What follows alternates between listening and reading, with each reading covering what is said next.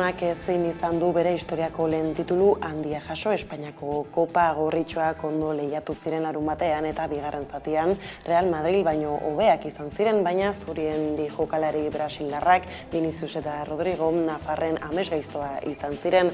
Haiek esnarazi zuten Osasuna Kopa irabazteko ametsetik. Lehenaren bi jokaldi bikainek eta bigarrenaren bi golek zuriei eman zieten titulua eta balio gabe utzi zuten Lucas Torreren gola. Dagoeneko txapeldun ordeak etxean dira. Iruñean Osasunako jokalariak noaingo aireportura ailegatu dira eta bertan Sevillara joan ez diren zaleen berotasuna eta eskerrona jaso dute. Andaluziara joandako zale askok gaur dute bueltatzeko eguna ere. Bihar izango da berriz Harreren eguna arratsaldeko 5 Iruñeko udaletxean eta 6 Nafarroako gobernuaren egoitzan esker eta Harrera horiek atzo Kartujan isuritako malkoak gozatzeko balioko diete Jagoba arrasateri eta haren jokaleriei. Baita konturatzeko ere oraindik jabetu ez badira gauza handia egin dutela. Eguerdion guztioi 12 pasata iritsi da gurean gaur magazinari heltzeko unea. Gaurkoan kirol kontuak izpide. Osasunak ondo lehiatu du eta estu hartu du Real Madrid Espainiako Kopako finalean, baina zuriek irabazi dute titulua. Vinicius eta Rodrigo izan dira gorritxoen amesgaiztoa gogora ekarri ezagun partida. Kopako bestondoarekin hasi dute astea milaka gorritxo zaletuk. Marea gorriak Sevillako karrikak blaitu zituen. Nafarran dana bero izugarria eta 11 kantu Sevillako ostatu eta karriketan barna. Aunitzek uztailaren 6 ematen zutela zioten. Aunitzek ere Giralda inguruko karrikaren bat Nabarreria plazarekin alderatu zuten. Izan ere, 28.000 zaletu gorritxo, familia adiskide eta ezagun Osasunaren sentimenduekin batu ziren. Kantuan lagun artean bihotz auskurtuta eta emozioak guztiz bilduta.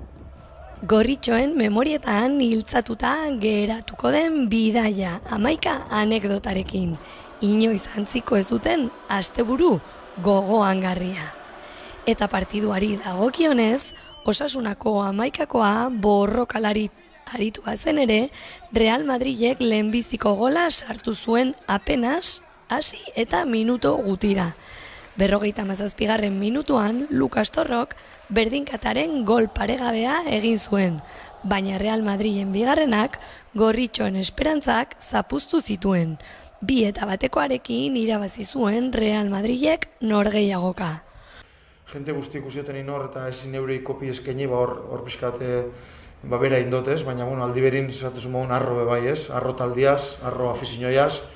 Uste dute jokalari partio hundi bat indabela, afizinoiak demostratu dela azte bukaera osun txapeldunek dizela eta hau da bidi ez, gaur momentu gogorra da, baina harri bat gehi epini dugu pauso horretan.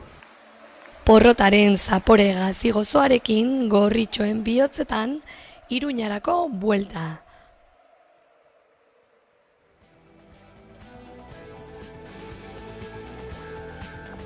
Osasunak Espainiako Kopako finala jokatu zuen herenegun Sevillan, Kartukastelloko futbol zelaian Real Madrilen aurkan. Bada Euskal Herria Bilduk Osasuna animatzeko iragarki batzuk jarri zituen estadioaren kanpoaldean eta salatu du eraso egin dietela. Zehazki horietako bat puskatu egin dute eta bestean eta asesina idatzi duten. Larun bat goizean Sevillako udalak iragarki horiek kentzeko eskatu zion Andaluziako gobernuari gainera. Sevillako udalak dio hauteskunde legearen kontrako dela iragarki hori, horren arabera hauteskunde kanpainatik kanpo ezin delako publizitaterik egin.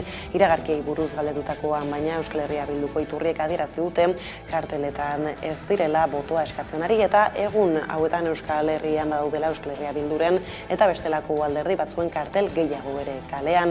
Izan ere, kanpaina aurreko azken asteburua izan da honakoa eta hainbat ekitaldi politiko jazu dira egunotan. Esaterako Euskal Herria Bilduren sorrearen parte hartu zuten 3 alderdietako ordezkariek hartu zuten hitza koalizioaren urteurrena gogoratzeko ekitaldian larun batean Arkaitz Rodriguez, Eba Blanco eta Oskar Matutek hain zuzen ere duela 12 urte Areatzako holtzan izan ziren Martin Garitano Gipuzkoako aldu nagusi ohia eta Peio Urizar Eako idazkari nagusi ohia ere eta biak labiak egon ziren Bilboko ekitaldi horretan. Arnaldo Otegi Euskal Herria Bilduko koordinatzaile nagusiarena izan zen hitzaldi nagusia entzun. Ni konbentzituta nago. Datorren 28an, gauza bera egingo dugu hainbat herri eta hirietan. Magia egingo dugu berriz ere hainbat eta hainbat herrietan. Eta negar egingo dugu. Zoriontasunak ematen duen negarra. Eta barre egingo dugu. Eta besarkatuko gara. Eta berriz ere datorren egunean aurrera egingo dugu. Horregaitik, maiatzaren 28an, behekoek irabaziko dute. Eta jai herritarra egingo dugu, hainbat eta hainbat tokitan. Aldiz, Andoni Ortuzar, EAJaren Euskadi Buru Batzarreko presidenta izan da protagonista igande honetan, Murgian egindako hauteskunde ekitaldian, hauteskunde deialdiaren aurrean mobilizatzearen garrantzia azpimarratu duan, bozetan asko dagoela jokoan argudiatuz.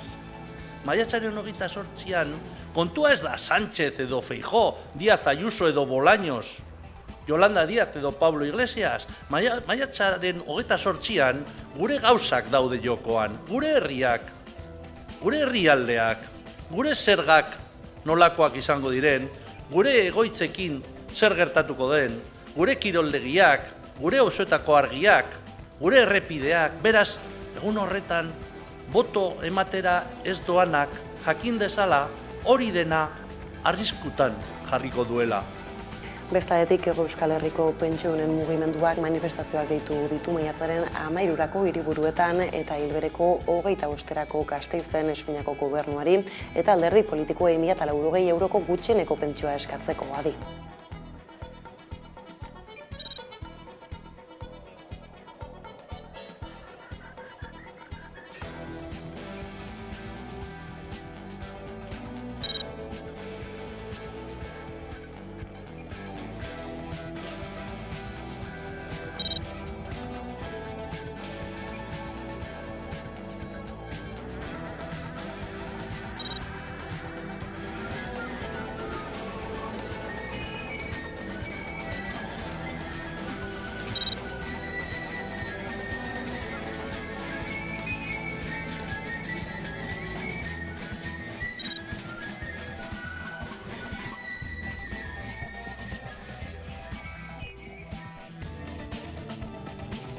Geroako kaltetuak plataformak deituta manifestazioa egin dute larunbat honetan Donostian. Geroa BGE borondatezko gizarte aurreikuspeneko erakundari galde egin diote, aukera eman diezaiela beren prestazioak haiek nahi duten eran berreskuratzeko, ez bakarrik hileko errentan eta hori errazteko eskatu diote Eusko Jaurlaritzari. Hala ere oso kritiko agertu dira gobernuaren asmoekin. Plataformako kideen ustez, BGEren araudia aldatu nahi du Jaurlaritzak egungo egoera legez sendotzeko.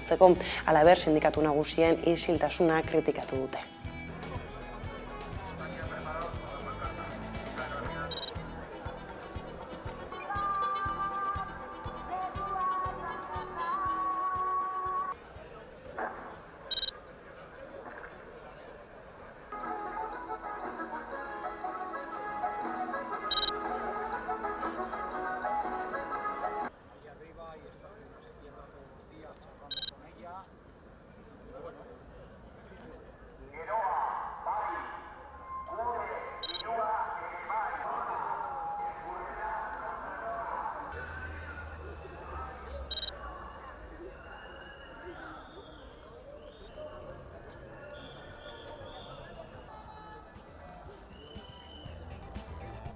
Eta protestez zabiltzala aniztasun funtzionalaren sektoreko gaude gorabide Madres Mercenarias eta Aspace enpresetako batzordeek gaurko eta biharko grebara deitu dituzte langileak hitzarmenen blokeoa salatzeko.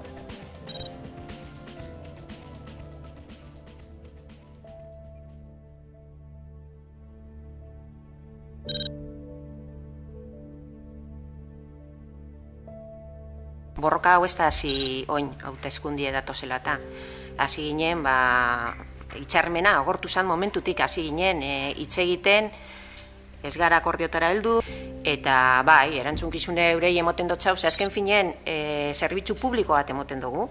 Esango nuke administrazioen duen utxune bat betetzen dugule, eta horrezegaitik gure lan baldintzak hein handi batien euren erantzunkizune da. Dugun azken bileratan, egiten dozkuezen proposamenak berdin-berdina die. Baten batek bateratu egiten dauz proposamen horiek. Eta da, atxien dagoena dela Aldundia. Eskatu ditugu bilerak hiruren artien eiti, hau da, enpresa, Aldundia eta langileen arteko bilerak eta horrek ez da bez gure. Baina gero euren artien informazioe zuzentzen die. Gaur egungo errealidadien argazki bada, eta zein da argazki hori zaintza oso gitxi baloratuta dagoela. Aipatu dugu, momentu baten izen gariela ezinbestekoak, baina gaur egun ikusezina gariela. Eta gaizaldatuta, abiadura handiko trenaren aurkako borrokaren gaurkotasuna aldarrikatu dute asteburu honetan Iruñean, larun bat eguerdian abiadura handiko trenaren aurkako martxa zaratatxua egin zuten Iruñean, 30 urtez abiadura handiko trena oztopatzen batu lurraren alde lelopean, UPNren, Gero Abairen eta PSNren egoitzen aurretik pasatzen martxa alderdi hauek proiektuaren defendatzaile sutsuak direla salatzeko ikusi.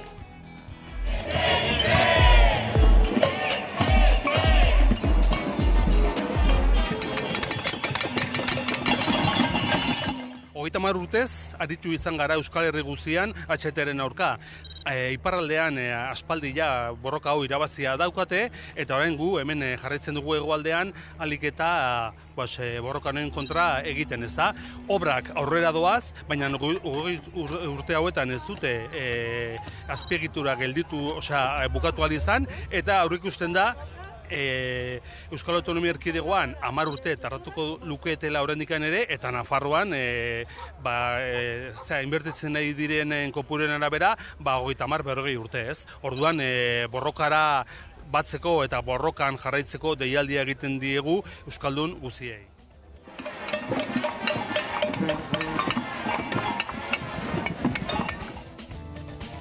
Orain ordea Donostiara joko dugu, bertan baita Udane Arbeo lankidea lurrarekin lotutako berri gehiago gure ganatzeko. Eguerdion, Udane. Eguerdion guztioi. Tira, hasteko Donostian zaudela aprobetxatuta azken astotan izpide izaten ari da Zubietako erraustegia.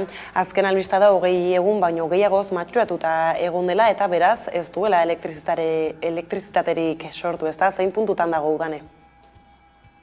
Bai, alaxe da, pirilaren 14tik Zubietako erraustegiak ez du elektrizitaterik sortu, ez da emisiorik ere, matxura baten ondorioz beste behin geldirik dagoela esan nahi du horrek, eta jada segituan hilabete pasako da geldirik dagoenetik. Testuinguru honetan Zubietako erraustegiaren arduradun Jose Ignacio Asensiorekin izan da, eta azaldu digun matxurak gertatzen direla, leku guztietan gertatzen direla, baina horiek konpondu egiten direla eta kito. Dena den uste zuen maiatzaren 4ako iragan ostegunerako martxan izango zela berriro ere, baina hondakinek egunero argitaratzen dituen datuetan ikus dezakegu oraindik ere matxuratuta dagoela, izan ere hondakinak bertan pilatzen ari dira, baina elektrizitaterik ekoiztu gabe ikus dezagun. Apiril erdialdetik Zubietako erraustegiak ez du elektrizitaterik sortu, ez da emisiorik ere. Beste behin matxura baten ondorioz geldirik dagoela esan nahi du horrek. 20 egun baino gehiago daramatza horrela.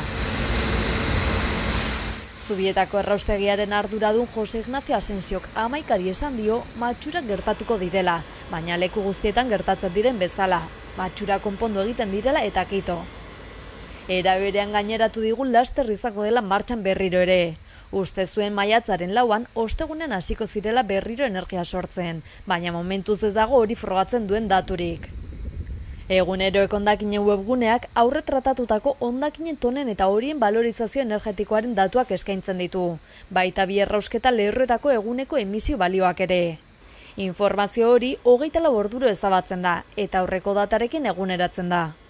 Duela 20 egun baino gehiagotik balorizazio energetikoa 0 da, eta ez da emisiorik sortzen. Aurreko ostiralean osteguneko datuak argitaratu zituzten. Bertan ikus dezakegu 320,20 tona hondakin pretratatu zirela ostegunean, baina elektrizitaterik eta emisiorik sortu gabe. Hori ala Asensiok ostegunerako konponduta izango zela uste bazuen ere, datuak ikusita oraindik matxurak jarraitzen duela esan daiteke. Horrek esan nahi du momentu zaborra Zubietako instalazioetan pilatzen ari dela, matxura konpondu ezean zabor horrekin zer egingo den jakin gabe. Erraustegiarekin hasi zirenetik beste hainbat akats izan dira bertan. Besteak beste Labe Galdaretan 2 errausketa lineatan arazoak izan zituzten, homologaziorik ez zuten eta programatu gabeko geldialdi etengabea jasan zituzten. Bestalde transformazio elektrikoak ere huts egin zuen, etengabeko goraberekin. Testuinguru honetan, Zubietako erraustegia ikerketa judizialaren pean dago, ingurumen delitu egin delakoan. Horrez gain, Donostiako tren geltokiarekin ere bada eztabaida udane azken asteotan orain arte izan den tren geltokia eraitsi dute eta sinestezina da Ankora elkartearentzat. Zer da gertatu dena? Bai, alaxe da, morrua, samina eta trestura sentitzen ditu Donostiako balio arkitektonikoaren defentsan jarduten duen Ankora elkarteak hiriburuko tren geltokia eraitsi izanagatik. Eraikina bera babes planean babestuta dagoelarik dela diote elkartetik, Jaurlaritzak adierazi du berrereki egingo dutela, baina Ankora elkarteak adierazi du Jaurlaritzak bere garaian ere geltokia mantentzeko hitza eman zuela eta ez dutela bete. Edonola ere erreplika bat egingo dutela adierazi dute Jaurlaritzatik. Gogoratu behar dugu geltoki hau AHT-aren abiadura handiko trenaren geltoki berria izango dela eta Ankorak uste du eraista eta zerotik obrak egiten hastea errazagoa dela Jaurlaritzarentzat, horrela metro karratu gehiago izango dituelako eta 2 solairuko eraikina egin nahi dutelako. Entzun dezagun jarraian Ankora elkarteko Eneko Oronozkidea. Guri sinestezina, sorpresa handia izan da, uste genuen, kasurik txarnetarikoan, fatxada mantenduko zutela, hori zioten behintzat, orain arte, eta ez genuen, espero, ezin dugu lertu, babes planean, babestuta balima dago, nolabait, baliotsua da, eta horregatik mantendu egin beharko litzateke. Eta, kristona amorrua eta samina eta tristura zenditzen dugu. Gaizadatuta arrantza zarituko gara orain udanen. Aurten iaz baino 2 milioi kilo antxoa gehiago deskargatu dira Bizkaia eta Gipuzkoako portuetan. Konta iguzu zenbaterainoko eskaintza izango den aurten? Bai, iazko 3,9 milioi kiloren aldean aurten ia 6 milioi kilo antxoa jaso dituzte Bizkaiko eta Gipuzkoako portuetan. Jaurlaritzak argitaratu berri dituen datuen arabera 1,89 euroko prezioan izango da antxoa batez beste. Berdelaren kasuan 11,6 milioi kilo deskargatu dituzte portu hauetan, baina batez beste iaz baino merkeagoa izango da, izan ere 1,05 euroko prezioan izango da batez beste. Entzun dezagun jarraian Jaurlaritzako arrantza, nekazaritza eta elikagai politikako sailburu orde den Bitor Oroz sailburordea. Egiten dugun balorazioa oso positiboa da. Iaz garai hontan gutxi gorabehera 3.200 tona zian desembarkatuak, hau da, aurten antxoa gertuago izan dugu, haundiagoa izan dugu eta beraz gure flotak gure portuetan desembarkatzeko aprobetxatu du eta esan dezakegu aurtengo datuak oso positibotzat jotzen ditugu. Ondo da, udane, informazio honekin hemen utzi behar dugu konexioa, mila esker eta hurrengora arte. Esker zuei. Honekin Donostiatik Gasteiza egingo dugu, izan ere Arana erresidentzia zaharra eskatu du berriro Arabako zaharren egoitzen, egoiliarren senideen babestu elkarteak manifestazio baten bitartez. Espainiako gobernuak errefuxiatuentzako zentro handi bat egin nahi duan, eta badira 5 urte babestu eskaera argi bat egin zuena. Mendekotasuna dutenentzako zentro publiko bat martxan jartzea Aranan. Babestu Gasteizek zenbait elkarretaratze egin ostean asteburu honetan manifestazioa antolatu du Gasteizen, Arana klinika mendekotasun dutenen pertsonentzako zentro publiko bat izatea lortzeko. Elkarteak gogorazi du duela 5 urte eskatu zuela eraikina. Horrekin batera Babestu Gasteizek bizi baldintza duinak eskatu ditu. Izan ere, azaldu dutenez, Alzheimerra dutenen pertsonentzako zentro oso egokia ardezakeela Arana klinikak. Gainera, azpimarratzen duenez, zenbait eraikin daude errefuxiatuentzako zentrorako. eta Arana, Santiago, Arantzabela, Santa Lucia, Aranbizkarra eta Judimendi, hau da, Arana klinikaren inguruan dauden auzoak oso zahartuta daudela dio. Eta horregatik, ezinbestekoa ikusten du bertan zahar egoitza publiko bat egitea. 2022an Eusko Jaurlaritzara eraman zuen eskaera, baita Arabako Batzar Nagusietara ere. Hala ere, eskaerak ez zuen aurrera egin. Babestu Gasteiz mendekotasun duten pertsonen elkartea da eta proiektuaren aurkako zenbait elkarretaratze egin ditu azken asteotan. Horrez gain sinadura kanpaina martxan jarri du, 2000 sinadura bildu ditu dagoeneko. Aurreikuspenen arabera 2024an nazioarteko babeserako harrera zentroa izango da Arana klinika. Instalazioek 350 plaza izango dituzte eta 13.000 metro kuadrako azalera. Eta magazinaren lehen atalarekin bukatu baino lehen kirolei helduko diogu bueltan, izan ere jaso diren azkenen bueltan hitz egiteko prest dugu kameraren beste aldean Ane Urkiri kirol kazetaria. Kaixo Ane, eguerdion. Kaixo, eguerdion. Tira, hasteko Ane eskubaloiaz arituko gara, izan ere askorako eman dute azken egunek, zurea da hitza. Bai, denboraldiko azken txampan sartzen geha, eta dana erabakitzen da, bai gauza honak eta baitxa txarrak ere.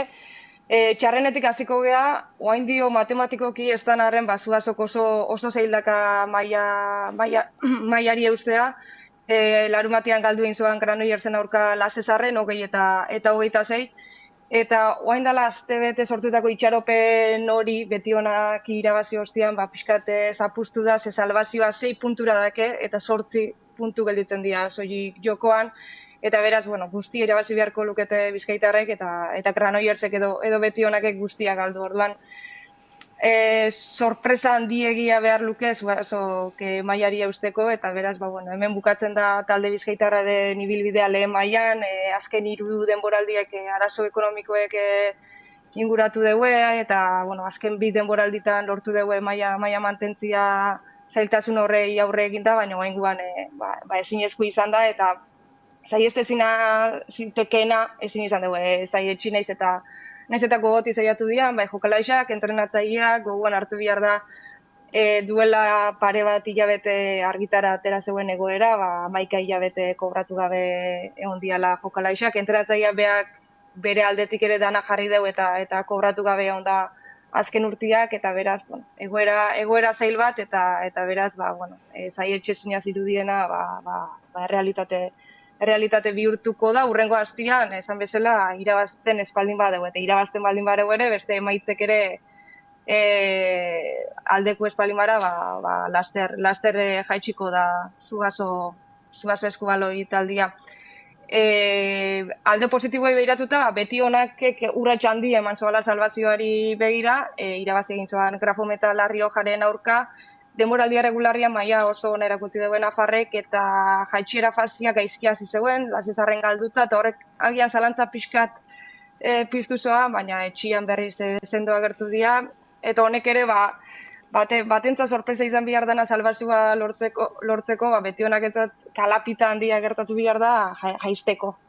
Eta bukatzeko, pantailan ikusten da bezala, Ibanon Alvarezen taldia, berak finalerdia jokatuko da, ligako finalerdiak, larun batean galdu inzoan, Gijonen aurka, 30-31, baina aurreko hastian Gijonen bertan lortutako errenta handi hori, 10 goleko errenta hori, nahikoa izan zen finalerdietarako txartela lortzeko, eta larun bat honetan, Elxen, Alakanten, jokatuko du finalerdietako lehen da biziko partida, 6 erdietan. Irabazi eskeo, sekulako urratxe emango zen, naiz eta gaskan bermatu beharko doan finalerako pase hori, baina liga regularra lehen bukatziak badaka bere alde honak, eta esan bezala, Donostian erabakiko da finalerdia. Adi egon beharko gara orduan, eta horretaz aparte futbolari heldutan, nola moldatu dira Euskal Taldeak azken jardunaldietan? Bai, futbolari lotuta bi hitzordu nabarmenduko nituzke, bata, pantailan agertzen da, bai, Nafarroan Realeko jokalaixei, Realeko bigarren taldiai ikoera lortu dugu eta pasilloa egin zizuela, eta alderantziz Realeko lehenengo taldiak Bartzelonari egin zion pasilloa liga txapelduna izan dalako, Bartzelonako taldia, bertan dakau Irene Paredes Legazpiarra, eta bueno, porrota jaso zoan Realak, esperotako porrota 2-5, eta baina hori nabarmentzeko Barcelona Liga txapeldun dela, eta Realak merezitako txalo zaparrada eskaini ziola, Zubieta gaina bete intzan, salez beteta egon zan, eta tira. 2 jardunaldi falta dira, emakumezkoen liga bukatzeko, eta 2 jardunaldiren falta horretan borroka oso estua Alabesek ediko doana. Demoraldi kaskarra doetxe, baina azken jardunaldietara bizirik iritsiko da, eta salbazioa ez daka bere eskutan, baina bai daka eskura. 2 puntuko aldia daka Villarrealekiko, beha do azken, Alabez do azken, Alamarekin berdin dute 19 puntukin, eta azken jardunaldia, hain zuzen ere Ibaian jokatuko den hemendik 2 astea, izango da Alabez Alama. Eta Villarrealek 2 partiduak galtzen badeu edo, espaldin badeu irabazten, eta Alabezek urrengo astean Betizen irabazi edo puntu bat batu eta azken jardunaldia irabazten baldin badeu, ez usteko emango deu eta demoraldi osoa zuluan egon ostean salbazua lortu aldeu. Eta beraz nik uste dut, baloratzeko dala bai, amorezto ala eman, Alabezek, Gabonetatik Juaristik zuzentzen dugu taldia, eta nik uste dut, aurrera pauso galante eman doala, ematezan kondenatuta zabala bigarren mailara. Eta bukatzeko salbazioa ja erdietxita dakana, Atleti da, Betizen aurka 2 irabazi zoan. Eta bueno, Atletikek ere, behintzat demoraldisa lasai bukatuko deu, eta esan bezala, gazte askok debutatu deu, eta nik uste transizioako denboraldisa izan dela, eta gaina lau garaipen, azken txaponetan lau garaipen jarraian erdietxe dituzte, eta behintzat sentsazio honekin izten deu denboraldia Iraia Iturreik, eta hori ere ez da makala. Bai ez, aipatu dituzun datozen intzordu importante horiek ez, agendara gehituta bestekin batera, eta bukatze alderan Gurutze Fradersek brontzezko domina eskuratu triatloiko munduko txapelketan, zer du hemen nabarmentzekoa? Bai, Ibizan jokatu zen distantzia luzeko triatloiko munduko txapelketa, eta Gurutze Fradersek 3. postu erdietsi zoan, bere lehendabiziko domina da munduko txapelketa baten, eta 7. parte hartzia zakan, Ibizan, beak aipatu dugu, domina sekulako lorpena dela, oso lasterketa zaila izan zela eta sufritxu inzoala, baina azkenian hau lortzeko preparatu doala denboraldisa, eta beraz nik uste dut lorpen handia Fradesena, eta nabarmentzeko Helene Alberdi 6. helmugaratu zela, eta beraz 2 euskaldun lehen 10 artean munduko txapelketa baten nik uste dut oso lorpena handisa dela eta balorian jartzekoa. Así que hemendik, zorionak batez ere Gurutze Fradersi, eta ikusten dugu, triatloiak badakala Euskal Herrian ez, bere jarraipena. Hala da bai, honekin hemen utzi behar dugu konexioan, mila esker, tartetxo hau eskaintza arren eta hurrengora arte. Plazer bat, gero arte. Eta honekin iritsi da gurean gaur magazinaren lehenbiziko atalaren bukaera, laster gara bueltan elkarrizketa nagusiarekin. Efizientzia energetikoa eukiko dugu hizpide, bereziki etxe bizitzari lotuta. Nola eraikitzen ditugu gure etxe bizitzak ze isolamentua duten, eta beraien energia hornidura nondik iristen da. Guzti horrekin etxe efizienteagoak egin nahi ditugu, eta bereziki herritar guztiontzako irtenbide efizienteak bilatu nahi ditugu. Beraz badakizue, ongi etorri denon topalekua den geltoki honetara.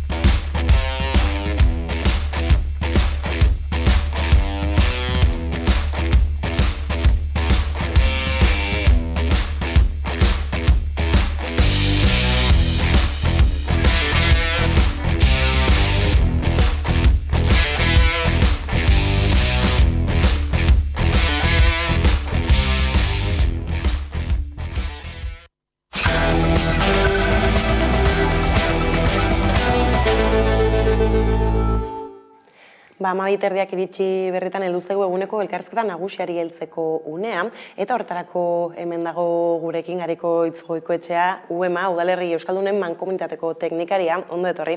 Gurera. Eta hasteko justu iragan astean zabaldu zituen Nafarroako Estatistika Institutuak 2021 bateko euskararen ezagutza datuak, hor, nabarmentzeko edo titularra bazenola azken 10 urteetan 2 puntu egin duen gora ezagutza mailak edo harrera mailak, nola erreparatzen diozue datu hori? Uste dute erakusten duela, Nafarroan batetik bilakaera positiboa dela, baina Euskal Autonomia Erkidegoarekin konparatzen baldin badugu, hazkunde hori nabarmen mantsoagoa dela, ezta? Uste dut oso kontuan izan behar dugula, Nafarroako lege egoera ere nolakoa den, eta bereziki hezkuntzan egoera zein den. Gaur egun Euskal Autonomia Erkidegoan D eredua da nagusi, batez ere belaunaldi berrietan, aurre hezkuntzan eta lehen hezkuntzan eta bar. Nafarroan aldiz kontrakoa, Nafarroan badauzkago oraindik ikasle poltsa oso handia, batez ere eremu euskaldunean eta eremu mistoan G ereduan ikasten dutenak, beraz euskara ikasgai ere ez dutenak. Beraz, belaunaldi berriek euskarari dakarkioten hazkunde hori nabarmen mugatua da Nafarroan. Euskararen legea edo, askoentzaren legea ditzen edioten hori hortxe dago, bereziki zonifikazioan eragina duena, eta honen mantentzeak, eta halako datuak ikusita, talderaketa hori eginda zer arrisku ekarri ditzake Euskararen etorkizunari begira. Daukan arriskoa da nolabait, hazkunde hori nabarmen galgatzen duela, aipatu bezala, bauzkagulako Nafarroako eremurik populatuenetan, alegia, askotan eremuei begiratzen diegunen, eremu euskaldunak iparraldeko zatia handia hartzen du, baina biztanle aldetik eremu euskalduna da txikiena, gaur egun Nafarroako herritar gehienak eremu mistoan eta eremu euskaldunen bizi dira, areago Nafarroako euskaldun gehienak ere euskara ofiziala ez den eremuetan bizi dira. Euskararen ikuspegitik edo ikuspuntu soziolinguistikotik esango nuke eragina handiena daukana norbait ezagutzaren bidez martxan jarri nahi dugun gurpil hori, alegia belaunaldi berriak euskaldundu, haien ondoren transmisioaren kate hori martxan jar dadila, hor daukagu benetako arazo bat, eta uste dut G ereduaren arazo hori mahai gainean jarria dagoela, Nafarroan orain euskararen plan estrategiko berrian ere gai hori mahai gainean jarri zen, gutxienez planteatuz G eredutik A eredurako salto eman beharko litzatekeela, gutxienez ikasle horiek euskararako eta euskal kulturarako gutxieneko hurbiltze bat izan dezaten, baina badakigu Nafarroko egoera politikoak ere ze arazo eta ze gorabehera sortzen dituen euskarari dagokionez, eta oraingoz daukagun egoera hori da Nafarroko ikasle asko eta askok euskara ez dute ikasgai ere. Bai, gainera, gertatzen da, aipatu dugu hezkuntza kasu honetan, Euskaren legea Nafarroan, baina tiraz beste Euskal Herriko beste lurraldetan ere egoera askotan antzekoak ematen dira, izan administrazioak erakitzen dituenak, oin ere bat hor hezkuntza legea ez da, eta hor Euskaren bueltan ematen direnak, zer nolako eragina dute halako politika jarrerek Euskarekiko jarreran? Euskararekiko jarreretan esango nuke gorabehera politikoek eragina handia daukatela. Nafarroan bertan ikusi dugu, aurtengo inkesta soziolinguistikoaren emaitzetan Nafarroa oro hartuta, gero sartuko gara udalerri euskaldunetan, baina Nafarroan oroan hartuta ikusi dugu kontrako jarreretan igoera bat izan dela. Bai, hain justu ere, bagatozenean gobernuan aldaketa politikoa izan zen, aurreko agintaldian, eta hor ikusi genuen nolabait, orain arte euskararekiko aldekotasunik ez, baina kontrako jarrerarik ez zuten sektore batzuek ja agerian kontrako jarrera ere azaldu dutela, eta beraz oreka horretan mugitu beharra daukagu, nolabait nola ekarri jendea euskararen inguruko zera hauetara, eta aldi berean kontrako jarrerak nola ezagizatu, jakinda egoera politiko askotan ez dela euskararen sustapenaren aldekoa, bereziki testu inguru jakin batzuetan. Jarrera bera aipatu dugula zuek zazpigarren inkesta soziolinguistikoko datuak aztertu dituzue, eremu euskaldunei begira, kasu honetan zer nabarmentzen da gehien? Kasu honetan nabarmenduko genuke jarrerari dagokionez badaukagula sekulako potentzialitatea udalerri euskaldunetan. Udalerri euskaldunak aipatzerakoan ezagutzari buruzari gara batez ere, erabilerari buruz ere bai, baina jarrerari dagokionez ikusi dugu udalerri euskaldunetan bizi den populazioaren 95% dagoela euskara sustatzearen alde. Beraz hor badaukagu uste dut indargune oso importante bat, kontrako jarrera azaltzen dutenak 2% dira, beraz kontrako jarrera udalerri euskaldunetan oso bazterrekoa da, eta horrek uste dut orue bat jartzen digula hizkuntza politika aurreratuak eta area aurreratuagoak ere egiteko. Nabarmenduko nuke gainera, jarrerari dagozkion puntu horietan oso adierazle importantea izaten da, herritar horrek euskaraz badakien ala ez. Normalean, euskaldunek aldekotasun handiagoa dute, erdaldunek aldekotasun txikiagoa dute. Hori udalerri euskaldunetan ere gertatzen da, baina uste dut nabarmendu beharrekoa dela, udalerri euskaldunetan bizi diren erdaldunek gehienek euskara sustatzearen aldeko jarrera azaldu dutela. Beste eremu batzuetako erdaldunek ez bezala. Beraz, uste dut alde horretatik badagoela adostasun handi bat udalerri euskaldunetan euskara sustatzeko politika aurreratuagoak egiteko. Ondorioei erreparatuta ez, joera horrek jarraituko duelakoan. Bai, jarrerari dagokionez tendentziei esan positiboa duela euskaldunetan, bai? 89an lehenengo inkesta soziolinguistikoa egin zenetik, aldiro euskararen aldeko jarrera horrek gora egin du bai euskaldunetan eta bai euskaraz ez dakiten herritarren artean, beraz, uste dut hor badaukagula aldaketa eta badakigu aldaketa demografiko baten erdian gaudela orantxe, baina aldaketa oraingoz behintzat ikusten ari gara, aldekotasun hori areagotzen ari dela. Eta horrek nolako oinarriak ezarri ditzakezak euskara sustatzeko politikei dagokienan, ez? Izan ere agian prezidente bezalako zerbait sortu daiteke udalerri konkretu hauetan, gero ez, beste batzuetan gertatzen direnei aurre egiteko edo. Bai, uste dut, udalerri euskaldunek askotan aipatzen dugu ez, motor papera edo traktore paper horri badaukatela, eta jarrerari dagokionez, jarreraren datu hori azkenean ez zaio herritarrari zuzenean galdetzen zu euskararen alde altzaude edo ez, baizik eta esaldi batzuk ematen zaizkie inkestan, eta baiezkoa, ezezkoa eta hortik osatutako tipologia bada.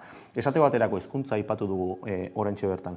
Gaur egun udalerri euskaldunetan herritar gehienek euskarazko irakaskuntzaren aldeko autua egiten dute, bai? 91an baziren, elebietako irakaskuntzaren aldea azaltzen ziren herritarrak, gaur egun hezkuntzan esate baterako udalerri euskaldunetan oso edatua dago hezkuntzan euskarazko autua egitearen aldeko hori. Berdin, administrazioari dagokionez, herritarrei galdetzen zaie, administrazioan sartzeko, euskaraz jakitearen, zerbitzu euskaraz jasotzeko eskubidearen eta inguruan, horre ere aldekotasuna oso handia da, beraz, espero dezagun, gainerako eremuetan ere ezagutza zabaldu ala, erabilerak gora egin ala, nolabait gainerako udalerriak ere udalerri euskaldun bilakatzen doazen eran, jarrerak ere egingo duela gero eta alderegoa. Bai, ez. Eta gainera hor, datuak aztertzerakoan eremu euskaldunak eurak, ez, modu ezberdinan aztertituzu, eta hor bai kezka batzuk nagusitu zaizkizuela eremu euskaldunenen artean, nolabait esatearren hor zeintzuk dira.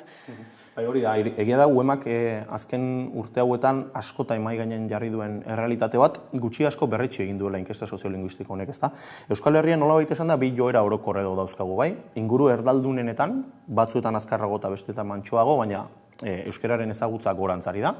Erabilerak ez du horren beste gora egiten egiturazko arazo batzuk dauzkagulako, hori erabilerara eramateko.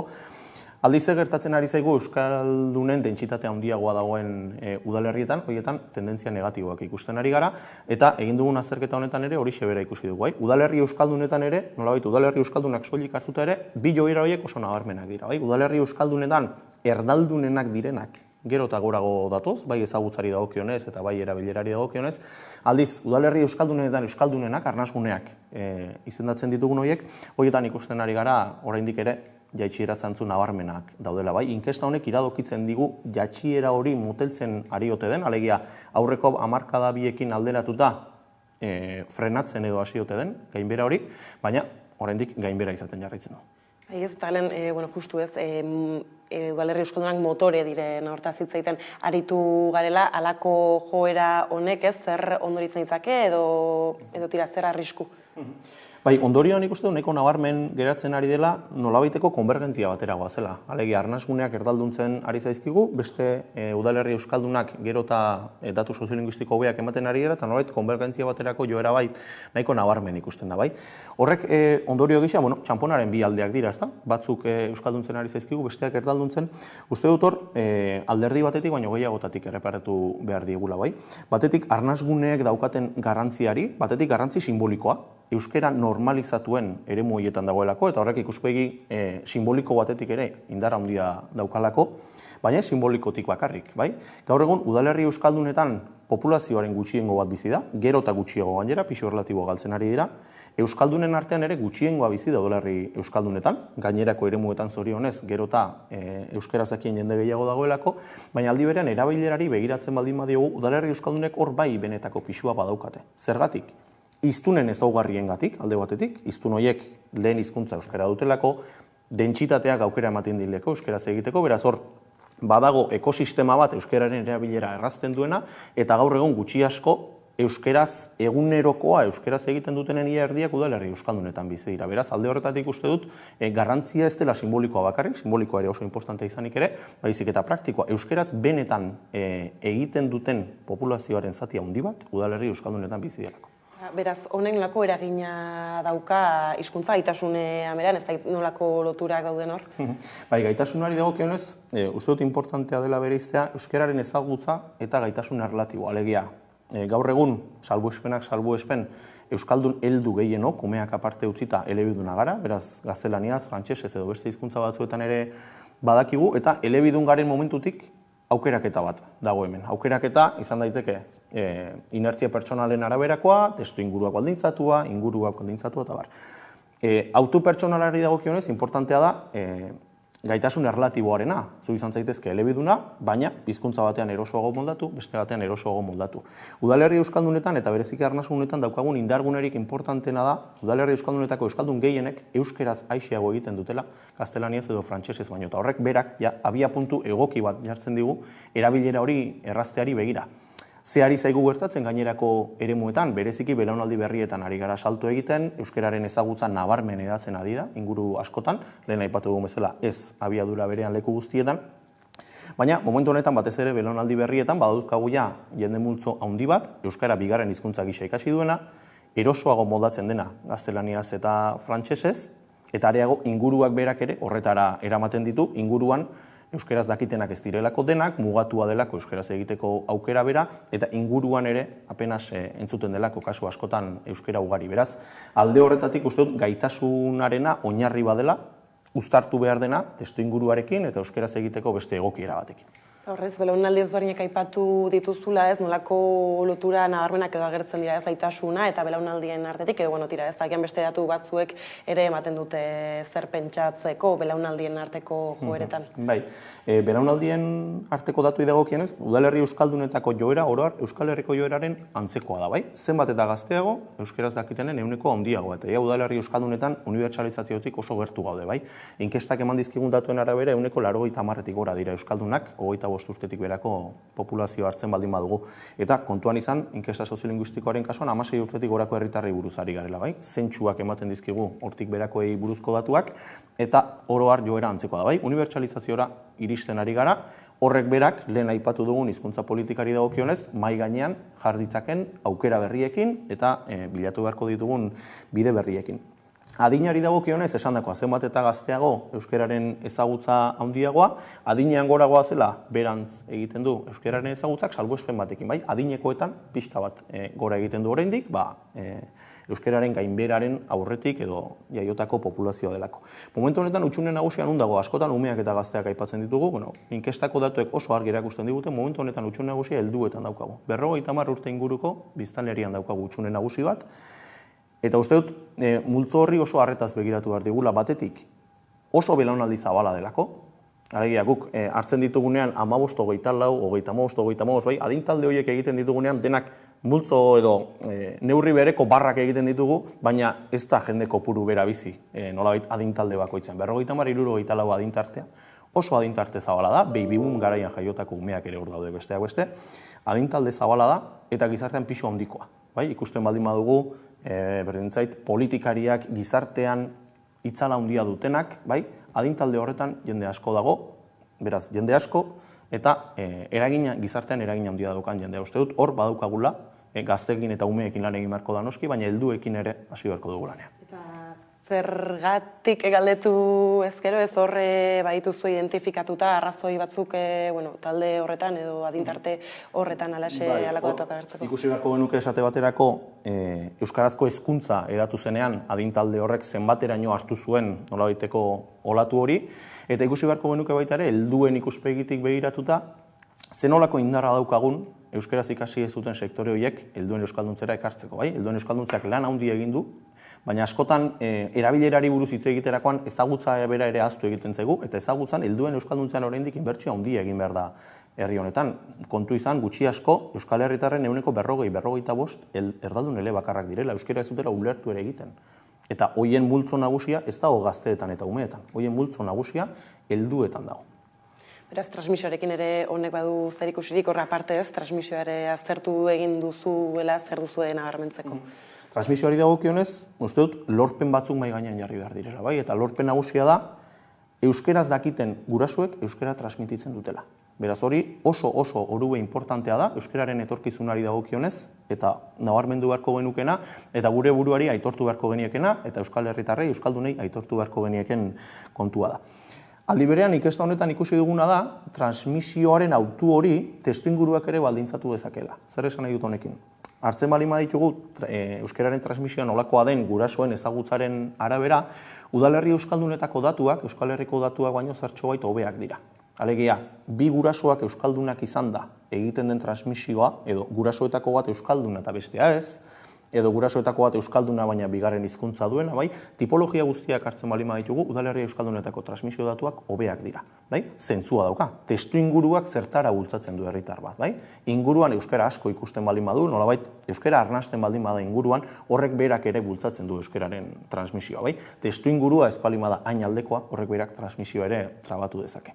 Aldi berean, transmisioari dagokionez kontuan izan beharko genuke, euskara ez dakienak euskara apenas transmitituko duela etxean, bai? Jarrera transmititu dezake, eta hori ere oso importantea da, guraso erdaldunek egin dezaketen lan hori, baina kontuan izan behar dugu, transmisioan zenolako arazoak izan ditzakegun gurasoen hizkuntza gaitasunari eta ezagutzari dagokionez. Lehen hizkuntza bezala euskara duena gero erabileran ere ez, argazkia antzeko izango da.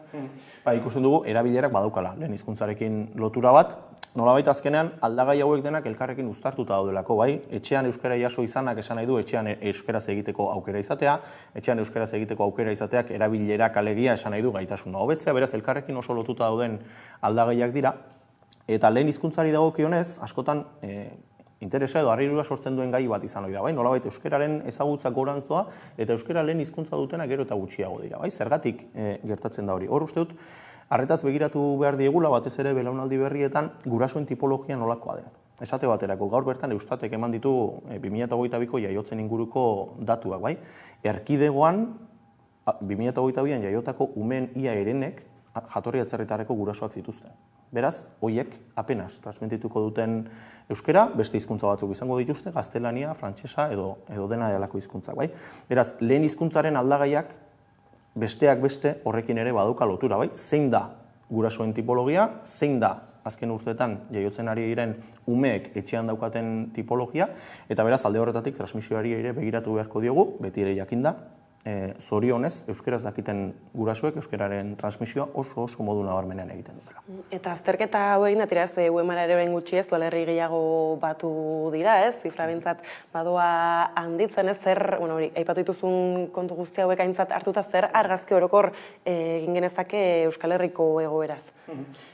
Argazki orokorra nolait, udalerri euskaldunei begiratzen baldin badiegu, bueno, jaitsiera oso nabarmen batzuetatik gatoz, ea jaitsiera horiek geratzen hasten diren, baina nolait, udalerri euskaldunen barruan dauzkagu oso tipologia diferentetako herria, bai? Batetik arnasguneak, ingururik euskaldunenak, nun euskera eguneroko hizkuntza sendoa den, horietan gainberak ikusten ari gara, bai? Eta uste dut, UEMak azken urte hauetan mai gainean jarri duela gai hori, eta badugula, hasi garen bideoiek sakontzeko beharra, arnasgunen gaia problematizatu, eta arnasgunetan gertatzen ari denaren kontziente izan eta politika propioak egiteko beharra, eta aldi berean baduzkagu udalerri euskaldun, gero eta gehiago nolabait udalerri euskaldunen klub horretara iristen ari direnak, ez? Aipatu duzu, azken UEMan sartu diren herriak, Hernani, ez da? Behar bada, populazio handiko udalerri bat, eta pixkanaka gorantz datorrena, bai? Momentu honetan ja, euskaldunen indize 70%ko langa hori gaindituta, baina udalerri euskalduna izan arren, arnasgun ez diren udalerriak, bai? Horietan, gaztelaniak badaukalako egunerokoan presentzia handi bat, kalean presentzia handi bat daukalako, etxeetan ere bai, gure helburua izango da beraz, horiek denak gora ekartzea, eta udalerri euskaldunetarako berariazko politikak egitea, bai? Uste dut, askotan euskararen egoerari buruz hitz egiten dugunean irakurketa orokorrak egiten ditugu, eta beharrezkoa da hori, inkesta soziolinguistikoak esate baterako Euskal Herri osoko argazkia emango digu horki, baina uste dut, horrez gain importante dela tokian tokiko irakurketak, udalerri tipologien araberako irakurketak ere egitea, tendentziak ez direlako berberak leku guztietan, eta beraz, egoera berbera ez bada, tendentziak ere berberak ez badira, hizkuntza politiketan ere egokitzapenak egin beharko ditugulako tokian. Gainera, lako gaiak agian gizarteratzerako orduan justu ez, euskaraz gabiltzanean, eremu euskaldunenetan agian asignatura hori ez, pasata bezala uzten dugu herritarrek. Askotan gertatzen zaiguna da, bai, nolabait oso irudi arrosa izan ohi dela, Arnasgunei eta udalerri euskaldunei buruz, bai udalerri horietan bertan, eta bai esango nuke beste inguru batzuetan ere, nolabait uste izaten delako inguru horietan euskara salbu dagoela, ez dagoela hizkuntza politika egin beharrik, eta hamarkada hauek erakutsi digute, bai, 2 hamarkadatan nolabait biztanleria aldaketa batzuek ekarrita, hirigintzaren boom batek eraginda, gizartean izan diren bestelako aldaketek eraginda, pantailak ere hor dauzkagu, bai, ikusi dugu 2 hamarkadatan zen nolako udolustea gertatu daiteken hainbat udalerritan, bai. Beraz, orain bagaude esango nuke, ikusi beharreko edo zer gertatzen den ikusi beharreko garai batean, bai, 2021 bateko inkestak erakutsi dugu jaitsiera hori gelditzen ari ote den, baina aldi berean baduzkagu mai gainean erronka oso importante batzuk, udalerri euskaldunei dagokienez esate baterako momentu honetan eta lan jaiotzak aipatu ditugunez, badakigu jaiotza kopuruak berantz ari direla, horrek udalerri euskaldun askotan, udalerri txikiak direnez, esan nahi du, zerbitzu publikoak mantentzeko arazoak izan daitezkela, alegia hurrengo urteetan ze gertatuko da udalerri euskaldunetako ikastetxeekin esate baterako. Orain 2 hamarkada antzeko egoeran egon ginen, biztanleria bera egiten hasi zelako, jaiotzarik ez zegoelako, eta hor herri askotan hartu zen autua izan zen, tira, jendea ekarri behar dugu, etxeak egin behar ditugu, eta erakarri behar dugu beste inguru batzuetako jendea. Nolabait, bizi irauteko estrategia bat ere izan zen, bai? Uste dut, erakutsi digula autu horrek, bere onurak izan da ere, hizkuntzaren ikuspegitik badituela bidesari batzuk. Hainbat udalerritan bidesari horiek nabarmenak direlako oraindik ere. Beraz, uste dut, aurrektik gertatutako horrek erakutsi behar digula zein izan behar duen baita ere, aurrera begira gure pausoak nondik nora jo behar duten, ez da? Eta uste dut, hor lehentasunetan, eta hizkuntza politikatik haragokoa da, nolabait, udalerri euskaldunetako biztanleek izan behar dutela modua bertan eroso bizitzeko. Udalerri euskaldun horiek izan behar dutela beste inguru batzuek bezain bizigarri. Esan nahi dut, zerbitzu publikoz, azpigituraz, eta ondo hornituta egongo diren udalerriak izan daitezela, eta belaunaldi berriek, euskeraz gehien egiten duten belaunaldi berri horiek, izan dezatela udalerri horietan bizitzeko aukera. Ez bintzat egia da edo ematen du ez, telebista pizte ditugunean edo eta periodikoak zabaldu eta barrak herritarrak badiela konstiente ez, apur bat ataka estuan badela egoera ez, ikusi ditugu justu ez, azken urtean behintzat ez, pila bat ez da mobilizazio izan edo eragile ezberdinen sorrerak ere ez, apur bat egoera aldatzea bira horrek ez da esperantzaen hitza, baina tira ez, hortik ere badu. Kezkak mai gainean badaudela, ez? Patu ditugun zerbitzu publikoekin lotuta esate baterako, oraintsu ari gara azterketa bat prestatzen osasun zerbitzuaren egoera nolakoa den, eta ikusi dugu Nafarroan esate baterako udalerri euskaldunetan pediatra falta ikaragarria daukagula. Horrek esan nahi du, zerbitzu publiko horiek udalerrian bertan ematen ez direnak, beste inguru batzuetan ematen direla, eta nolabait herritarrei zerbitzu hori ere mugatu egiten zaiela. Beraz, alde horretatik uste dut, ikusi behar dugu, osasunean esate baterako ze egiturazko arazo ditugu, baina egiturazko arazo horiek nola eragiten duten inguru batean eta bestean, bai? Horrek azkenean herrian gertatzen denak, herriko giroak, herriko egoerak, gorabera demografikoek, herrian gertatzen den horrek azkenean eragina handia daukalako hizkuntzaren egoeran, bai?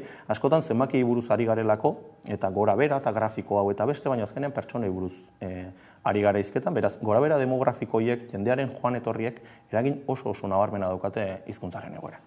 Eta bukatzalderaz, hizkuntza politiken beharra ez, agian azpimarratu gu elkarrizketan zehar, hala ere gauza konkretuei begira edo ez, takidan epe laburrago batean behintzat ez, ematik zer da gehien falta motatzen zuena, edo zer neurri ikusten duzu ez, hartu halko litzatekeela hori, epe labur batean. Uste dut, arestian aipatutako hori ez da nolait, askotan pentsatzen dugu hizkuntza politika euskera sailetatik egindako politika soilik dela, baita hizkuntza politika sail guztietatik egiten da, administrazioko sailetatik, gizarte eragiletatik, alegia euskerarekin edo euskalgintzarekin loturarik ez zuten eragiletatik ere egiten da, bai. Uste dut daukagun erronkarik importantenetako dela zeharkakotasun hori nola jorratuko dugun. Alegia, hezkuntza legearen eztabaida hor dago eta horrek noski hizkuntzarekin badauka lotura bat. Oraintsu onartu berri da kontsumitzaileen eta erabiltzaileen legea. Horrek hizkuntza politikarekin badauka lotura bat. Landa garapeneko legeak onartu dira oraintsu Eusko Legebiltzarrean, horrek ere hizkuntza politikarekin badauka, bai? Lurralde planak egiten direnean, etxebizitzak egiteko planak egiten direnean, horrek ere lotura estua dauka hizkuntza politikarekin, bai? Nolabait uste dut falta zaigula zeharkakotasun hori benetan jorratzea, hitzetatik harago meretako zeharkakotasuna kontuan hartzea, eta udalerri euskaldunei dagokienez, udalerri euskaldunen berezitasunak kontuan hartzea, araudi horiek egiten direnean esate baterako, udalerri euskaldunen garapena ere hor zentroan egon dadin, eta irizpide hori ere kontuan har dain. Bai, ez da, hasteko euskarak transbertzala behar duela onartzea. Oso ondo, Garikoitz, mila esker, aurrekin tartetxo hau hartzaren, gertutik jarrituko ditugu eskuartean dituzuenak, beraz, horixe mila esker eta hurrengora arte. Eta orain jarraian eguneko solasaldiarekin bueltatuko gara.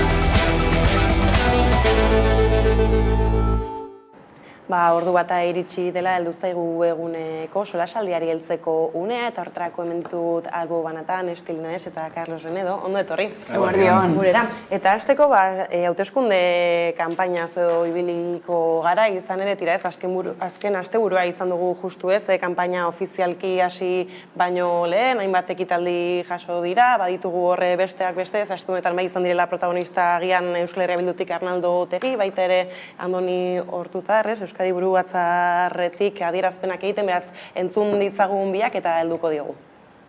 Maiatzaren 28an, kontua ez da Sánchez edo Feijóo, Díaz Ayuso edo Bolaños, Yolanda Díaz edo Pablo Iglesias. Maiatzaren 28an, gure gauzak daude jokoan, gure herriak, gure herrialdeak, gure zergak nolakoak izango diren, gure egoitzekin zer gertatuko den, gure kiroldegiak, gure osoetako argiak, gure errepideak, beraz, egun horretan, boto ematera ez doanak jakin dezala hori dena arriskutan jarriko duela. Ni konbentzituta nago. Datorren 28an, gauza bera egingo dugu hainbat herri eta hirietan. Magia egingo dugu berriz ere hainbat eta hainbat herrietan. Eta negar egingo dugu. Zoriontasunak ematen duen negarra. Eta barre egingo dugu, eta besarkatuko gara, eta berriz ere datorren egunean aurrera egingo dugu. Horregaitik, maiatzaren 28an, behekoek irabaziko dute. Behekoek irabazi dute, eta jai herritarra egingo dugu, hainbat eta hainbat tokitan. Tira ez dakite orain arte nola ikusi duzuen kanpaina aurre aldi hau, joerariko lan agian ez dakit beste urte batzuekin alderatuta nabarmentzeko duzuena? Nik uste dute alde batetik kanpaina harri ikusten dela nahiko gogorra izango dela, bintzat egun hauetan ikusi ditudan diskurtsoak dira nahiko erasokorrak, Ortuzarren kortea justu hemen izan da asko ez eraikitzaileagoa, eta nik uste dute Bat Natorbearekin asko dagoela jokoan uda hauteskundeetan, baina beste korte batean, zuzenean kontra egiten zuen Bilduren kontra eta aurre kanpaina izateko nahiko programa inguruan hitz egin beharrean uste gaudela beste parametro batzuetan hitz egiten. Nik hor bai ere aipatuko nuke eta uste hor jarri den kortean Andoni Ortuzarrek ere transmititzen duela, badagoela ere beldur bat abstentzioari, aurrek usten da abstentzioa oso altua izango dela, eta ikusiko dugu horren eragina. Eta gero, bentsat, aipatzagatik ere bai, ikusita ja aurkeztu dira zerrendak, berriro ere ikustea ez, balde batetik emakumeen presentzia eren bat dela, gero zerrendak izan behar dira parikideak legeagatik, baina egia da zerrenda buruak begiratuta, oraindik ez, eren bat dira emakumezkoak, eta hori ere bai, adierazten du oraindik gaudela oso urrun, parte hartze paredekide baten inguruan.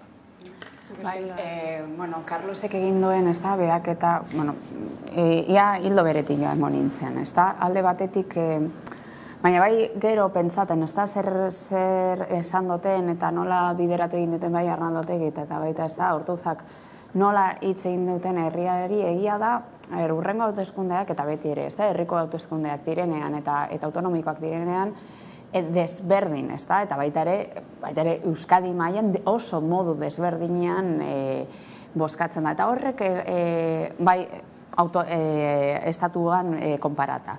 Eta niretzako hori da heldutasun mail bat.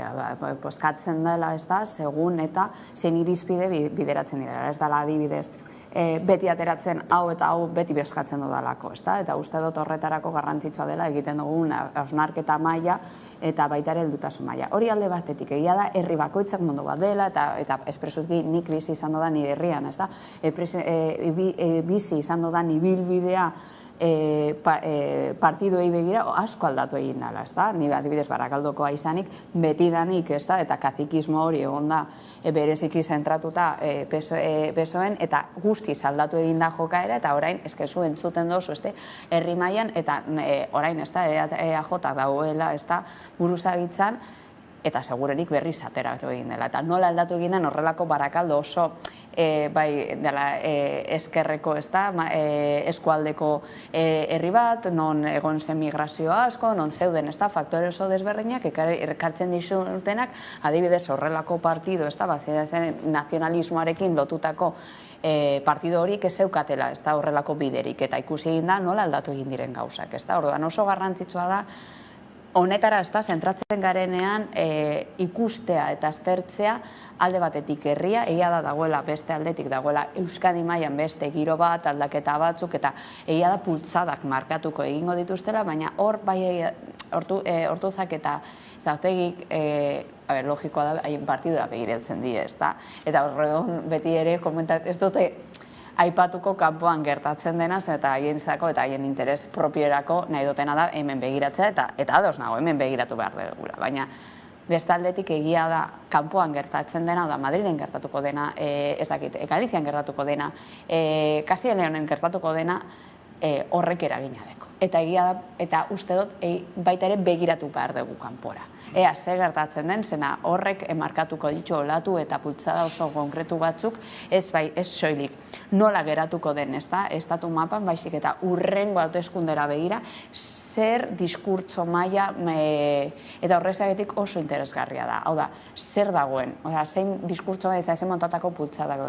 Hainbat aldeketak egon dira, eta gero eta pandemia eta gero nola gestionatu egin den, eta orain dauzkagu erronka oso desberdinak eta pultzadako hori neurtzeak uste dut urte honetako hauteskundeak ezinbestekoak dira jakiteko zer mugitzen den. Beti ere eta gero joaten edukira, eta askotan zentratzen gara hori diskurtsoan, nora jungo gara, eta askotan egiten ditugu ikuspegi makroak eta ez mikroak. Eta azterketa mikro bat eginez, eta begiratuz pixka bat ze motatako edukiak etortzen ari diren, nik ere hor bertan ikusten dodana da, ez da bakarrik, ikusten dituzenean orain dire zerrendak, eta ikusten dituzenean hain emakume gitzi, hor goi mailetan egonda, beti ere sentitzen dozu, emakume bezala, ostras, hemendik zenbat gauza egin behar diren. Baina nik horrekin beti egin duten da azterketa, sakona ez dela egon, ni zerrenda parietarioekin dauzkan nire erronka zen, eta uste du sustraiko benetako kodigoak ez ditu baloko lantzen. Ez da gauza ipintzea bai edo bai emakumeak eta gizona baizik, eta ahalbidetzea, zaintza ahalbidetzea, jabekuntza ahalbidetzea, hainbat gauza, eta baita ere zer den izatea politikoa, zer den referentea eta zer den referente autoritario bat izatea. Eta horrekin oraindik ere benetan lan asko deko. Eta hortatik nik ulertzen dut, oraindik ere, zerrendak ez izatea paritarioak, eta, ja ez dute aipatuko, igual, emakume gehiago egotea partidu baten gizon baino. Baina hori benetan eraldatzeko uste dut eraldaketak izan bardia strukturalak, sustraikoak eta formankuntza eta prozedura askokoak. Eta gero bestaldetik, edukira, zuzenki edukira begira, falta bota izan dut, hainbat diskurtso, nik uspero neuenak, atera egin zirela pandemia garainan, zein garrantzitsua den zaintza erdigunean ipintzea, zein garrantzitsua den adibidez emozioak eta osasun mentala erdigunean pintzea, eta ikusi egindo dana da, bereziki dana superindustrializatuta eta ekonomeri aldera, eta zan dut, ostras, zertarako, balio izan da horrelako prozedurak beti ere adibidez egon diren, eta ikusi egindu ditudan moduan, hainbat edukietan oso bideratuta sistema kapitalista, potentzialista, batera, ahalbidatzen dituen hainbat estrategia, eta non gauza euskal txikitsuak direnan, eta ez dut esango feminismoa, zaintza, hainbat gauza nik uspero nituena pandemia, eta pandemiak agerian utzi egin zituen hainbat arrakalak behar ditugunak, daudezen hainbat arrakala, baina egia da eduki falta ikusi egin dut, partido ia gehiengotan. Agian badute lotura bi alderdiek ez, izan ere batetik erreferentziazko, Euskal Herriko alderdian erreferentziazko pertsonak gizonezkoak dira izan alderdia zein denez, politika hitz egiterako orduan ez nora gertzen den edo ez, ordu betez hitz egin behar duena gizona izango da ez, eta aldi berean gero hori ez, diozuna edukiaren aldetik justu ez, enpresarien gana eta ez beste sektore oso maskulinizatu horretara bideratuta.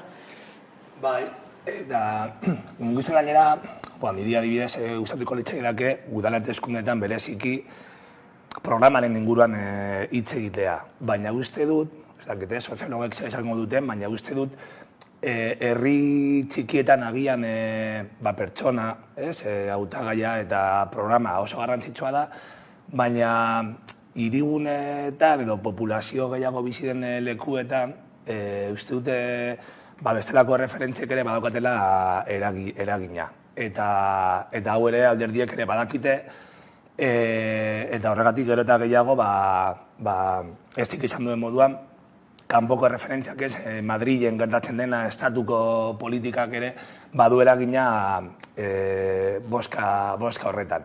Eta horregatik uste dut bizi garela, ari garela bizitzen kanpaina bat, pizka bat bronkoa zentzu horretan gai batzuekin ez direla udal gaiak, eta nola ez, udal gai horiek zentratzen direnean, igual batu dena nahiko ez dakit maskulinoak, baina bai agenda batean hori ekonomia, gai batzuk segurazki orain dela 2 urten zen dela herritarren kezken artean.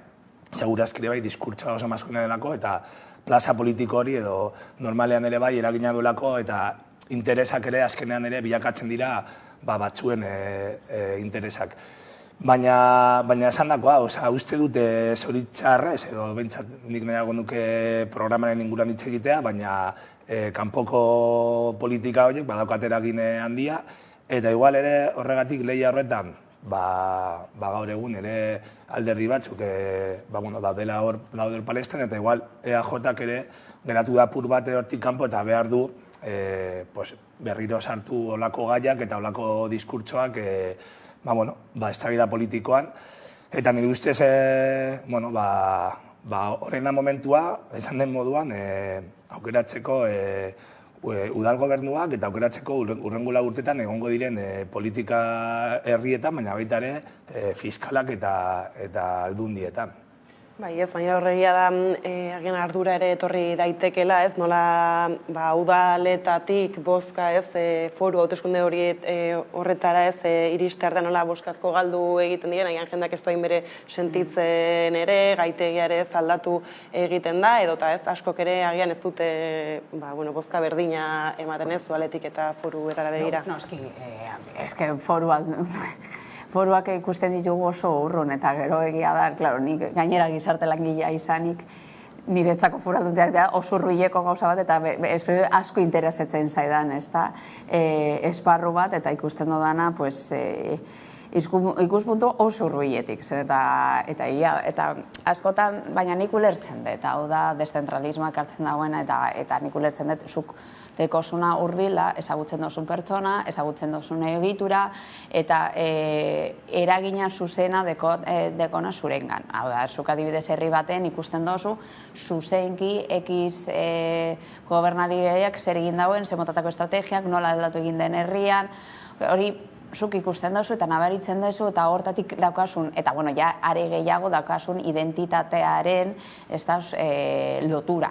Orduan, bai, ulertzen dut guztiz, askoz, eta gero dago beste puntu bat, herria eta estatua. Estatua baita ere, azkenean, dekogu sentsazio bat, segur eta zer bozkatzen den, nork egongo diren gobernuan, ikusten dugu dagoela eragin bat gehiago, adibidez, foru aldundia oso urroneko instituzioak ikusten ditugu.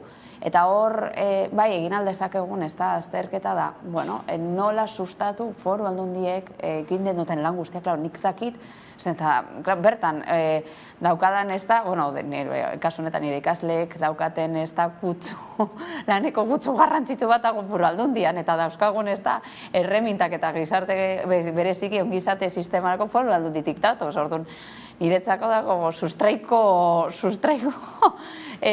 instituzio eta ongizate sistema garrantzitsu bat.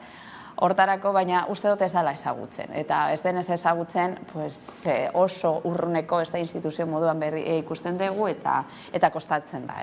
Hor adibidez, baina hor bai ikusita pixka bat zer aurki alditzak egun, ea da, Bizkaian orain dela gure historikoa oso EAJ-ak markatzen da guztiz Bizkaian, eta Gipuzkoan aldaketak egon dira, orduan bai interesatzen zait partikularki, eta ea da pixka bat ikustea ongizate sistemak ekartzen dituen zerbitzuak nola antolatu eta zerbitzu berriak antera behar dira, eta egon behar dira daude hor zerbitzu sisteman hainbat erronka, ea zer gertatuko den Araban, oso garrantzitsu, eta Araban baita ere aldaketak egon dira eta ber zera gertatuko den, baita ere Gipuzkoan interesatzen zait, eta egia da Bizkaian nire sentsazioa izango da, historikoa mantenduko dugula. Ez dakizen bat urtera arte, baina historikoa mantenduko dela igual. Eta nik hor bai ikusten dodan, eta hau da, azkenengo hamarkadan egin duen ibilbidea EH Bilduk. Uste dut oso estrategia inteligente egiten ari direla. Begiratzen pixka bat nola diskurtsoa, narratiba, portaera, eta sartuko nituzke hor hainbat baita ere egitura simbolikoa, baita ere janskera, nola konportatzen diren, nola asko bidea oso pragmatismora joan dira, eta pragmatismo horrek ekartzen ari dena, dalde batetik hurbileko oso hurbil egotea gazteengan, gazte orokorrengan, eta hainbat sektorengan baita ere. Orduan, horrexegatik interesatzen zait partikularki, azkenengo hamarkadan eraman izan duen ibilbide hori, nola markatuko dituen hauteskunde horiek. Eta ikusten ari dena da, ibilbide niretzako nahiko inteligentea, eramaten ari direla, eta oso pragmatismora ikusi egin dugu, estatu mailan dekogu 1000 adibide, non ikusi egin dugu, EH Bildu bozkatzen, parte hartzen non lehen, euskaten, hainbat, eta baita ere, egia da, testu inguru soziopolitiko eta historikoa desberdinetan zela, egia da, eta hortatik igual mugak asko ere gorriagoak ziren, baina egia da pragmatismo horretara joan dira pixkanaka joaten, eta horrek ekarri egin dagoena da guztiz, eta gero izan dituten diskurtsoak sozialki hartu eta bairenganatu eta gainera eraman izan dute bandera modun, eta horrek ekarri egin dagoena da gazteengan, hurbiltasun oso handia izatea, eta gero hainbat sektoren gandik ikustea haietan oportunitate bat. Eta, ja ez dut hitz egin hemen Euskadi, nik usteet, eta diputazioen eta foru indetatara begira, nik uste dut hor Podemos guztiz galduta deko bere. Eta baita ere hori izango da interesgarria, hemen Euskadi mailan Podemosek daukan, elkarrekin Podemos daukon pixua eta lekua. Nik uste, lekua asko murriztu egin zaiola. Eta seguruenik hainbat herritan, galdu, nik gerketukin nire herrian nik uste dut ez dutela ia ez bezaterako, eta seguruenik hainbat herrietan eskaino asko, edo aulki asko, galduko egingo dituztera zen eta lekua asko galdu egin dutela, eta ja foruetan ez dugu ez da ikusten aukera bezala.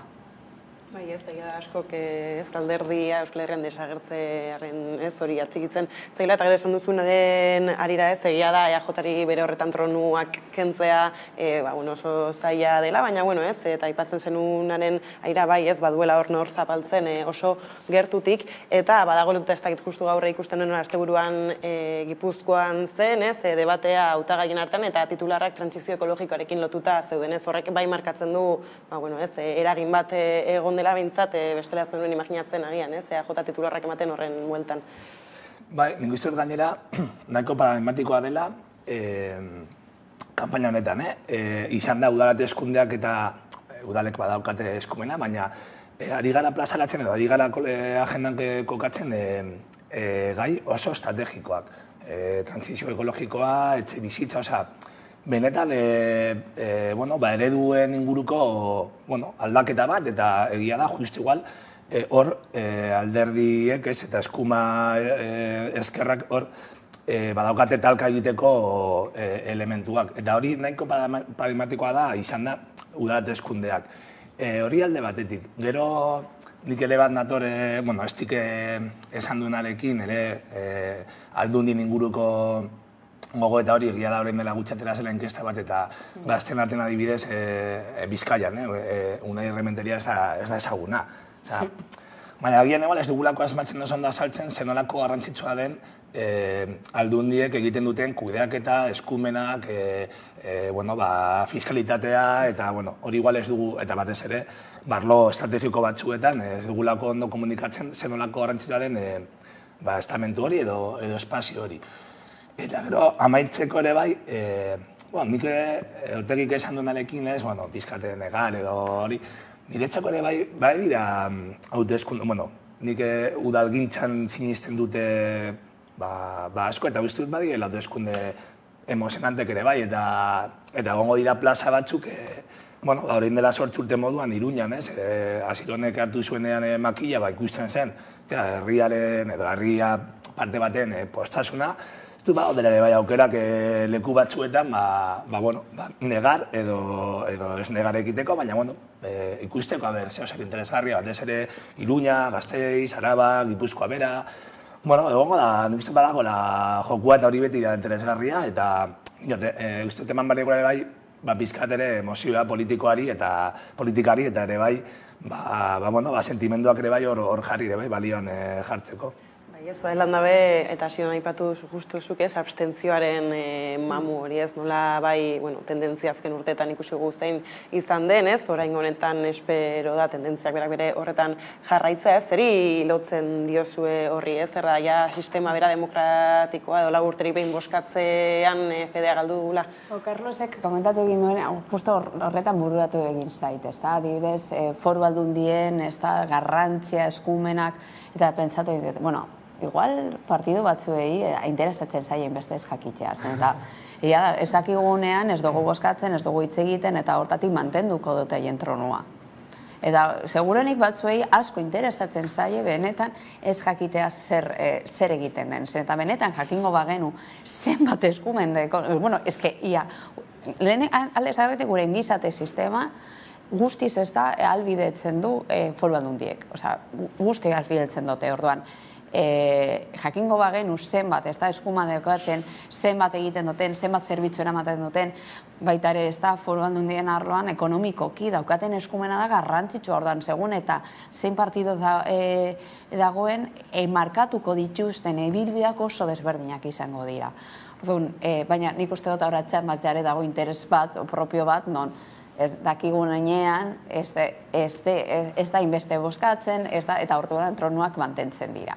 Gero, beste aldetik zer hor politika gintzan eta soziologikoki ez da pixka bat ikusita zer esaten den, zer mugitzen den, bai etago desafekzio politiko bat, modu orokor batean, ez da, eta desafekzio politiko horrik ekarri ditu ez dagoelako erreferentzia konkretuak. Eta mugak, hau da, ezkerrekoak, ezkeinekoak, orain gauden sistema modu asko ahuldu egin dira. Zergatik esan eta azkenean ipiniko dugu komatxoan artean. Ezkerreko partiduek ikusi egin dira, ez da, makurtu ikusi egin dute haien zeuskaten estrategiak nahi zutena eragitzea sistema kapitalistari.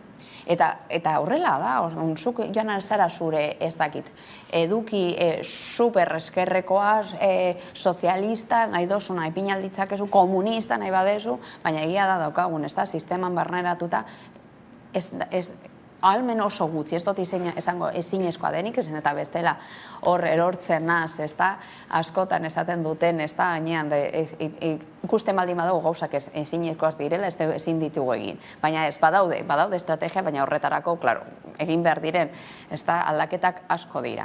Baina desafekzio hori ekartzen dagoena da, bueno, eske, berdin da zer bozkatu egingo dugun, eta berdin jarraituko dira gauzak. Sistema jarraituko dago berdina. Eta horrek Eta hor, oso ondo egin dau sistema kapitalistak eta, klaro, enpresa buruek eta dandana horrelako pisu oso garrantzitsua izanik, botere maila oso handia izanik, zen eta horrek ekartzen dagoena da nortzuk dekoten benetan boterea. Eta zuk ez badeko zu da efektzio, bai, apego hori edo bai horrekin afekzio bat adibidez, ez da, politikarekin, poliki utziko duzu. Eta, dakagun sistema honekin oso zaila da gauzak benetan eraldatzea. Orduan, zertarako boskatuko dut, gauzak berdin jarraituko baldin dute. Hori alde batetik, ero beste aldetik, egia da, gizarte mailan superficialtasun batera juten ari gara, ez da? Orain, jarraitzen dugun ia gehiengoa dago sare sozialetetik barneratuta, eta sare sozialek ekartzen dutena, edo mundu digitalak ekartzen duena da, hausnarketa gutxi eta bereziki oso esaldi direktoak, konkretuak, eta jaten direna muinera ordan. Eta oso espazio gutxi benetan hitz egiteko, hausnarketa mail bat burutzeko, eta eskartasun hori ekartzen duen guztia da, ezinezkoa da gelditzea, eta orduan ez gara paratuko eta zentratuko, zer dan edukia, zein partidu ditugu, zer gertatzen ari den, nola albidatzen ditugu marko hausnarkagorrak direnak eta beste aldetik benetan paratzen digutenak. Gero, ja, boskatuko duzu nahi duzuna. Eta horrek guztiak ekarriko dut eta fatere oso desberdinak, ez da, historikoki, zu boskatzea ez dakino eta gero ez egitea, gauza oso desberdinak ekartzen ditu, baina badaude faktore oso ugariak abstentismo horretara eramaten digutena. Zek ekartzen dagoen ez da abstentismo horrek, egoera oso larria zen, eta zuk ez bazara, ez da, edo ez bodozu afekzio hori politika gintzan, lehen aipatu egin dudan moduan, mantenduko dira gauzak eta bakarrik batzuen eskuetan. Eta hor, adibidez badauz pertsona asko, boskatuko luketera adibidez partu duzu, benetan bosketan mailan oso pertsona guzti boskatzen duenak, baina, horretarako, nik ez dut egingo, zer gaiti zen eta ez da inoiz aterako. Eta hori da pilota bat, non oso hori gelditzean ikuste dut, pixka bat, bagoaz hori pilotaren atzean, ez aurrean, eta hori paratzea asko kostatuko zaigu. Baina egia da, interesa dagoela hori gertatzeko. Gainera, egia da ez, horren erakusle ere txiki batean badela hautagaitzen kopuruak, ez da hor ziklikoki ez, badira beti uneak jende animatu egiten den, eta ez, plataforma ezberdinak agertzen diren ez, herri edo ez, hiri buruetan, euren hautagaitza aurkezten ez, baina justu aurten gitxien eman da hori ez, Iruñan esaterako inoiz baino hautaitzarik gutxien, hor bai agertzen da Bilbon ez, badela udalerririk eta nun ez hautagaitza gehien aurkeztu egin diren, hori ere azkenean ez, Bilbo ere bada anitzago agian jende kopuruz eta guztiz beste lekuekin alderatuta, baina tira ez, horren erakusle ere ez, jendeak agian ja demokrazia modu honetara erabiltzearen atzera egitea. Bai, eta nik uste bai dela politikaren egoera bat, nun balore batzuk ja ez daude altzan, hau da, lehen igual bolondrez lan egitea, ez, aurpegia ematea, zure realitatea eraldatzea, herritik eta horrela, zeukan igual balore bat, edo ez dakit nola esan, askorentzat oso garrantzitsua zen hori egitea, eta gero eta gehiago ikusten da herri txikietan, jendeak ez duean nahi kompromiso hori hartu, batez ere gero, kontan etorri aldirelako, bizilagunekin beste talka batzuk, esfortzu batzuk, eta esan behar delako, politika herri gehienetan jende askok egiten duela militantziagatik, bolondrezengatik, ez da ofizio bat. Onundo horrek ere nik ekartzen duela, batez ere gero eta gehiago gogotea arazoak, herri txikietan zerrendak osatzeko, eta batzutan plataforma moduko zerrendak agertzen dira, modu bakarran, kudeatzeko batzorde bat osatzeko herri txikietan. Eta nik gero, aipatu duzuen, abstentzioarekin, nik uste dute lehenengo faktorea dela errenta. Hau da, aberatzek boskatzen dute, eta hori nahiko agerikoa da, eta normalean aberatzek boskatzen dute eskuma. Arazoa dago, auzo langileetan eta errenta txikiko espazioetan. Zergatik, segurazki estik aipatu dituen gauzengatik. Segurazki, mas mediek ere bultzatzen dutelako jendea ez parte hartzea, baina gero segurazki jendeak ez duelako ikusten zer praktiko moduan bere boska ematea, edo ez dagolako ilusiorik. Eta nik ez dut erren kontra, niretzako klabea da, nahi badugu realitatea eraldatu aktibatzea kapa horiek, baina kapa horiek aktibatzeko berna da harreman zuzena, behar da, egon leku horietan, harreman zuzena, eta jende horrek berriro berrartzea konfiantza, eta ikustea bere boska eta bere esfortzuak ere izango duela eragin positibo bat. Bestela oso zaila da, eta gainera ikusten da normalean, udal hauteskundeetan parte hartzea txikiagoa da, gertuko politikoa izanik, eta berriz, bestelako hauteskundeetan, estatuko hauteskundeetan, segurazki mas mediek daudelako etengabe bombardeatzen, jende bat mugitzen da. Eta uste hor dago la klabe, lehenengo eta ben konpontzea lekuietan dagoen arazo estrukturala dela segurazki, errenta txikiko pertsonek hezkuntza bat izan dute, formazio konkretu bat, kultura politiko konkretu bat, eta horregatik igual ez dute balioan jartze boska hori matea, eta beste batzuk, izan dutela beste formakuntza bat, beste aukera batzuk, badakite garrantzitsua dela gobernuan daudenak bere interesai erantzutea, horregatik boskatzen dute beti. Hori da lehenengo zer egina, amaitzea arazo horiekin eta gero jende hori motibatzea, ilusionatzea eta gero jende hori izatea konfiantza egiten den proposamen politikoan.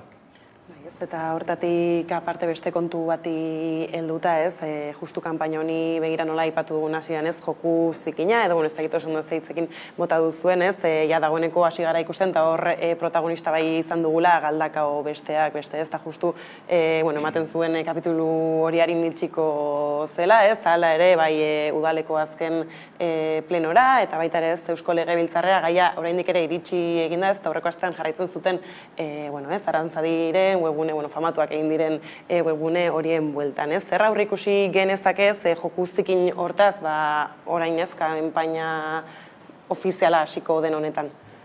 Jokuzikin desberdinak erabiliko dira seguro, eta are gehiago ikusiko ditugu aste hauetan, eta ez garenaz interatzen, eta herri imaginau herri txikietan zemotatan benetako kanpainak eta hor bai emozionalak eta lotura, zuzenezkoak gainera, herri txikitzen danak jakiten diren nortzuk diren nor, eta nork egin hauen ez dakizer, eta nortzuk erabili duten ez dakizein diru, orduan, kanpaina unean, bai, erabiliko izango dute joku oso derbena, baina bai begiratzen bizkata, edo zentratuz bizkata segertatu egin dan Galdakoan eta konkretuki batez ere memoria berreskurapen egoerarekin. Hor, niretzako egia da jokuak erabiliko dira, baina kasu honetan gauditze egiten atzean daudezen pertsonegaz, eta doluak, eta nola eraiki historia, eta zemotatako prozedurak eraman behar ditugun, eta hortatik Galdakon gertatu egin denarekin da berriz mugitzea, markatu egin behar ditugu ibilbidea konkretuak, eta horrekin uste dut egon behar dira gauza bat egonkorrak direnak, eta Euskadi mailan non hartu egin badiren hainbat erabaki. Eta erabakia baldin bada berreskurapen historikoa egingo duguna non hartuko ditugu kontuan ahots desberdinak eta bertatik eraikik egingo dugu historioa, eta gure bizitzan eta historia, berriz historia ez esatearren, gure beti gertatu egindan eran egongo dira posizionamentoak eta zuk egon alzara leku baten, baina garrantzitsua dira ahotsak ez mututzea. Eta hemen bagaude ahotsak mututzen, eta hori ez da lege bidezkoa. Orduan, eta hori erabiltzea gainera trikimailu modun, bai, bertan ipintzea, ez da, hainbat egoera ez direnak horrela gertau, eta gainera, da eskubide, oinarrizko eskubide bat, ahotsak entzutea, zer gertatu den kontatzea, eta gero bakoitza jar dezala nahi duten lokuan, zen eta hor dago batez ere benetazko askatasuna, zen eta hor bai nik aipatuko dut, nire motxila hartuta, nire feminatzi mamanda, esaten duen historia bakarreko kontakizunak kontatzen digutela, eta horrela da, bestela kontatzen badigute bakarrik historio bat, ez dakoagu referenterik, ez dauzkagu hautseik, eta ezin ditugu identitate desberdinak eta egoera desberdinak eraiki. Orduan, ezinbestekoa da horrelako estrategiak burutzen direnean, benetan burutu eta klaro, hori ez erabiltzea arma bat bezala, eta gainera, zikintasun horri kutsu bat utziz, esan eta azkenean, badakigu danak eta nik uste dut horri buruz, emetatzea, ez datorkigula positiborik. Orduan, horri pintza ezinbestekoa da ahotsak entzutea eta istorio bakarrak ez eraikitzea. Ez dela berria ez, dalakoen erabilpen politikoa edo hauteskunde zala ez, zala ere ez kuriosoa zen nola, justu gainera Galdakao egia da ez dagoela Euskal Herria Bildu bera bakarrik gobernatzen ez, koalizio gobernu moduan badago ez, eta horre Usansolo Herriako plataformako kideak esaten zuen ez zuela ezer ulertzen, zeren eta ez, ekin bideak jarri dira martxan legebiltzarrean eta Galdakaorekin bakarrik, gero beste hainbatu alertan berdina gertatu da ez, baina fokoa horra bakarrik bideratu egin da, eta egia da ez, kasu honetan Usansolorekin, karo ikusi ere Usansolok zer lortu duen azken gobernu honetan. Bai, nik uste, jokua nahiko, ez dakit, nahi duenak ikusi aldu erabili dela politikoki gai bat, hauteskunde zikloan gaudelako, ez bakarrik hori, AJak ere gauza bera egin duelako bere udalerri batzuetan, arantzadik baduelako ibilbide bat nahiko legitimoa gauza hauek egiteko, uste dut, hor batzuk erabili dute gai hau, euren joku politikoa egiteko, eta nire ustez denak ez du balio politikan, eta gainera uste dut olako gaiak utzi behar dila hauteskunde ziklo de oleia honen kanpo. Honekin uste dut ere bai, odola hauteskundeetan normalean programa batekin aurkeztu behar zara, eta nire uste dut ere zoritxarrez Galdakaon edo PSren egoera dela, Galdakaon dituela bi zinegotzi, beraien ere mune, eta da ez ere azaldu den pizka bat ere bai, bilakaera ere bai, beste udalerri batzuetan, ere bai ezkerraldean eta horrela. Gero eta gehiago, udalatezkunetan, PSE dago egoera oso periferikoan, eta daukan programa ez duen, proposamen konkretuekin ez dela inora, estrategia da pertsonai bat, niretzako, gero pertsona moduan ez dakit nola izango den, baina pertsonaje batzuk sortzea, iturgaitzek egiten duen moduan, orain ere dago zinegotzi bat, diskoloa dena eta egiten duela bere borroka bere aldetik, eta agertzen dago pertsonai moduko bat, gai hau jartzeko agenda erdian, baina nik uste berehala, batez ere dela estaltzeko udale politikan dituen gabeziak, programa falta, eta herriaren babes falta. Hori PSari dagokionez Galdakaoren kasuan, eta uste dute AJak egin duena da, jakindare bai, eskumatik asko jaten ari duen, eta ikusten badugu bilakaera udalatezkunetan, hainbat herrietan eta hirietan PP desagertu da, eta boska horiek EAJara jundira, badakire bai, gai honetan, eskumako diskurtsapur bat irrazionala, nire ustez, beste parametron jarri beharrean, errelato bakarra, agindu agolan izan behar da, bestea legearekin egingo dugu, ez doala inora, errelatoa anitza da, errelatoa ez da bakarra, errelatoa partekatu behar da, logika horren kontra, ari da pizka bat, eskuma espainolaren, pizka bat logika erabiltzen. Boska batzuk lortzeko, seguru. Baina niretzako ez da justo gaiago gure herrian, ez da justo erabili behar den gaia politizatzeko. Beste gai asko, erabilitzen dira eta erabiliko dira eta asumitzen dut, baina justo uste dut honekin ez dagoela tartean dirik holan jokatzeko. Orduan, ikusiko dugu. Baina justu ez, PSE eta EAJ aipatzen gabiltzala ez, eta beste gai batzuen erabilpenan horrere hasteko esaterako ez, hezkuntza legea, etxebizitza legeari erreparatuko diogu esaterako ez, nola hasiera batean PSE ez, bazen aldeago edo ez, azkenan Espainiako gobernuan onartutako zerbait izan da ez, EH Bildu, Podemosek esan al zituenei, eta azkenean ez, Euskal Herria Bilduk Podemosekin batera ez, arindu gura zuten, bertoko aplikazioa, azkenean atzaren alde edo, egin dute Eusko Jaurlaritzako gobernuan dauden alderdiek, eta hor zer da berriro ere agian PSE kontratu da aliantzak sendotu egin barritu dela EAJ-rekin datozen hauteskundei begira. Ikusiko ditugu nola, alde lehen aipatu egin dudan moduan. Ez da berdina analisi bat egitea herri mailan, foru aldundetan, Euskadi mailan autonomikoetan eta gero estatuetan.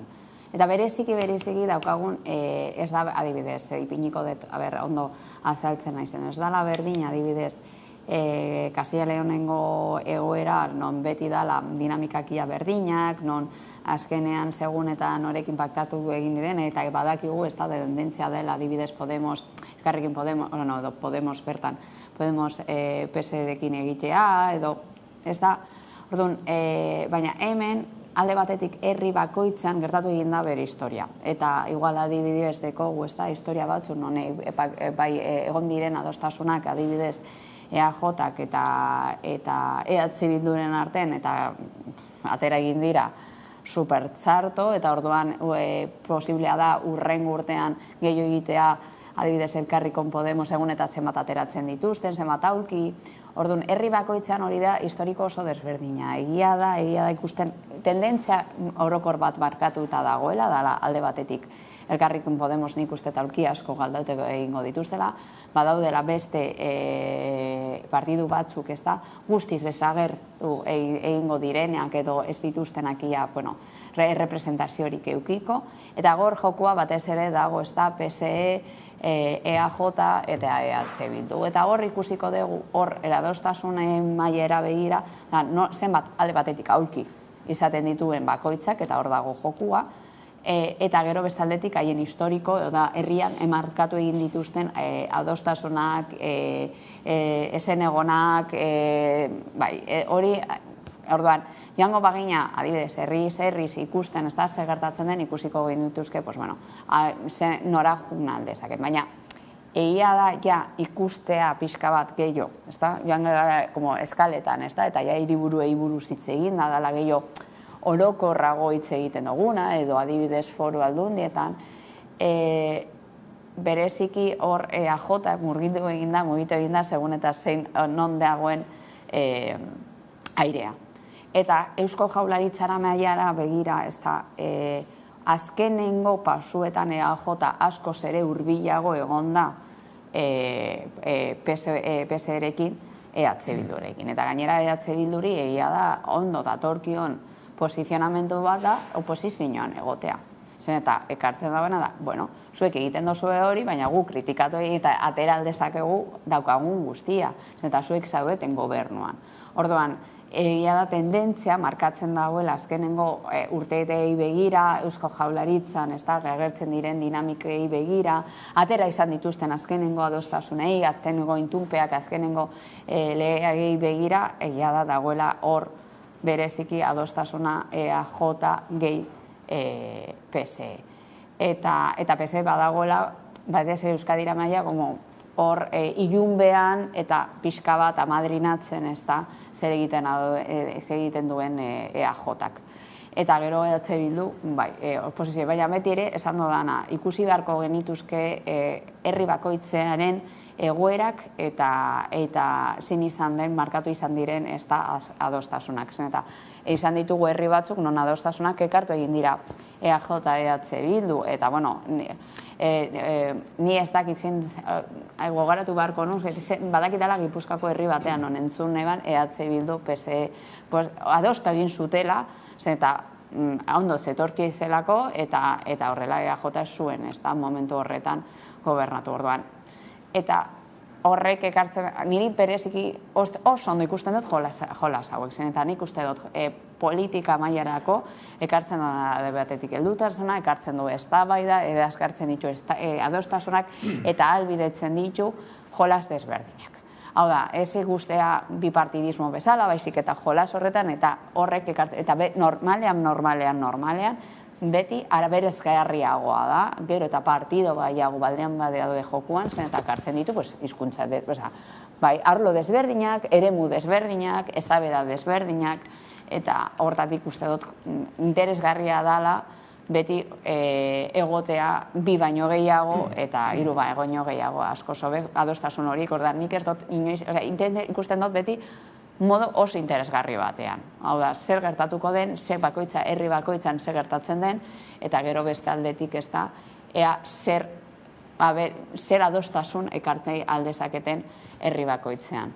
Ez horra dira politiken ez erabilerak zentzu horretan ez, baina gero agian batzutan kolokan edo garatzen da herritarrei nola eragiten dien ere ez, justu kasunetan esaterako ez, etxe bizitzaren legearekin eajota jartzen du fokua ez, eskumenen horretan, baina atzera, Euskal Herria Bilduk esaterako ez duzuena zen arintzea, ez da italokairua dela eta ez dela horrek gero benetan ez, zer nolako eragina dauka gugan, herritarrongan. Bai, epatu behar da, justo EAJak erabili duen argudioa eta UPNek erabili duena berdina da. Horrek esan nahi du, behintzat eskumarentzat aberria oso garrantzitsua dela, kompetentziena, baina aberria batez ere dirua da, eskumarentzat. Hori da euren aberria, defendatu behar den aberria. Eskumenak jartzen dira mai gainean, batzuen negozio baten kontra egiten dugunean.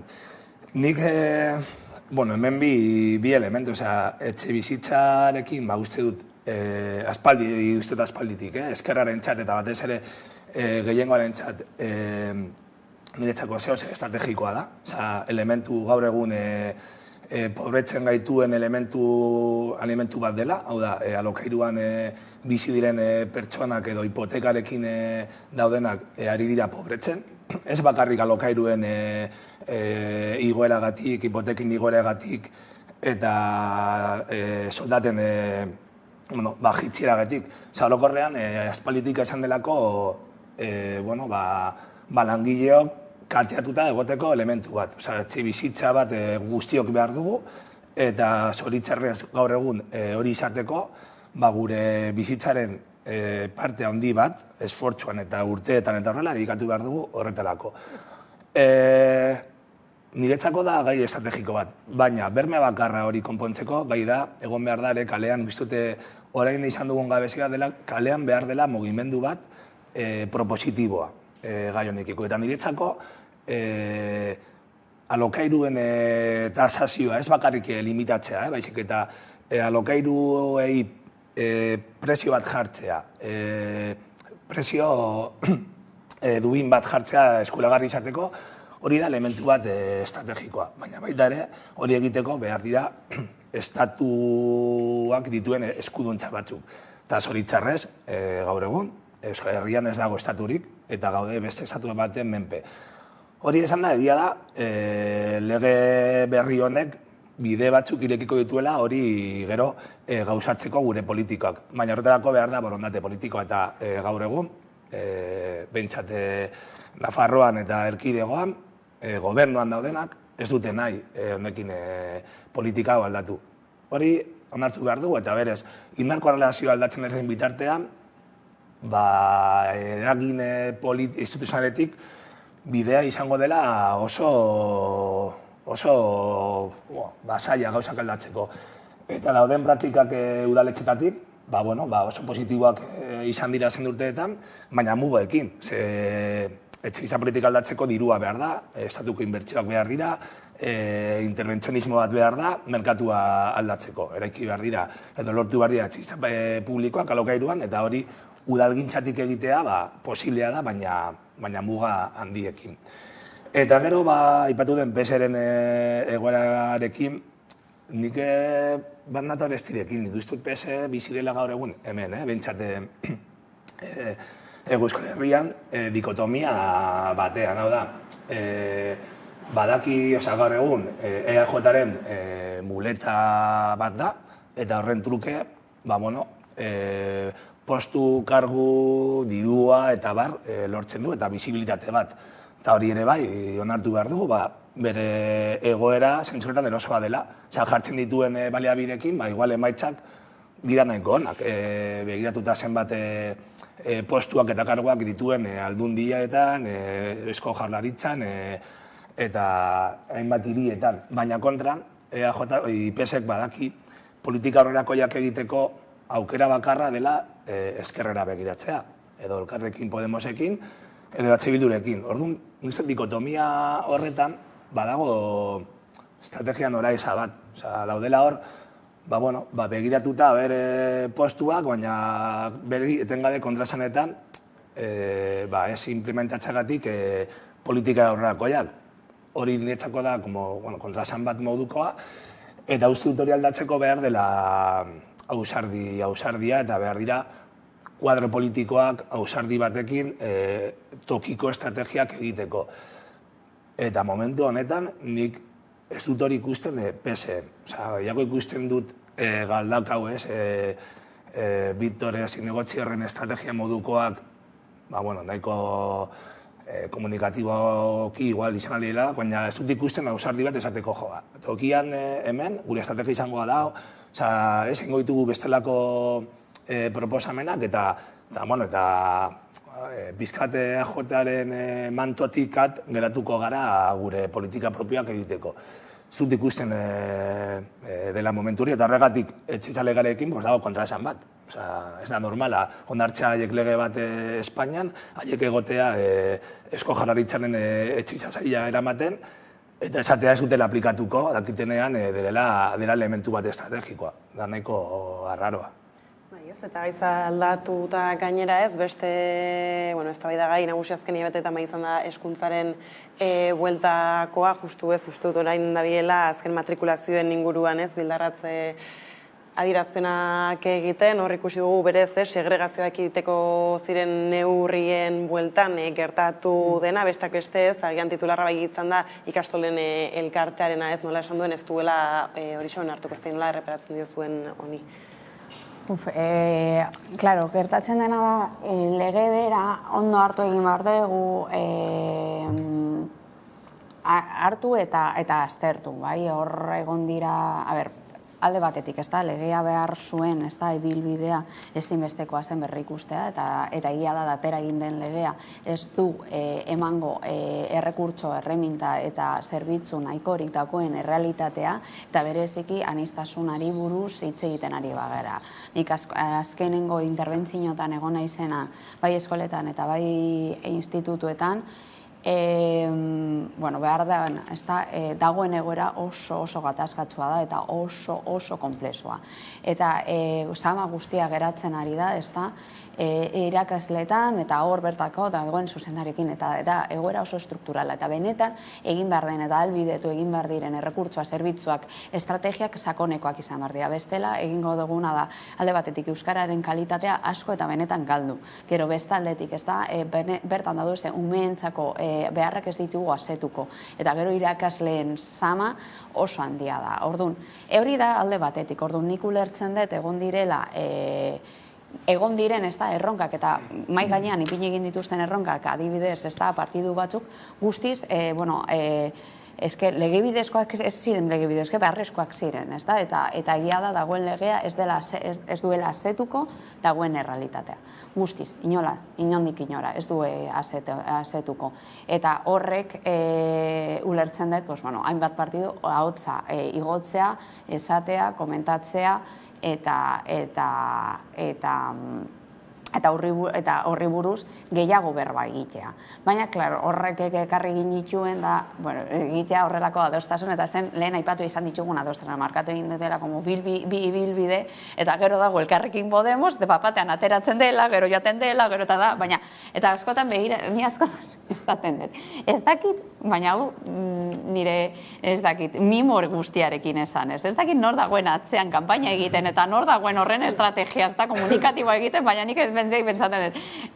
Egiten duena ez da, momentuan dagoen egoera, ondo behatzen, hori guztien ez, eta da, bueno, orain joaten naiz, orain aporatzen dut, baina ez dago benetan helburu batekin zen, eta hor ikusi egin da, ez da, EH Bilduk markatu izan duen ibilbidea, eta gainera nik uste dut, markatu izan duen ibilbidea, aberastasun asko ekarri egin dio legeari, eta gero badirudi dagoela hor, como bipartidismo bat, EAJ eta PSOEk, erabiltzen direla haien artean elkarrekin zen, eta erabiltzen dira, da, nik nahi dota batera, erabiltzen gara, bale, perfecto, eta da, como adostasun batera heldu egin direla, eta horrela ateratzen dituztela gauzak, ez da?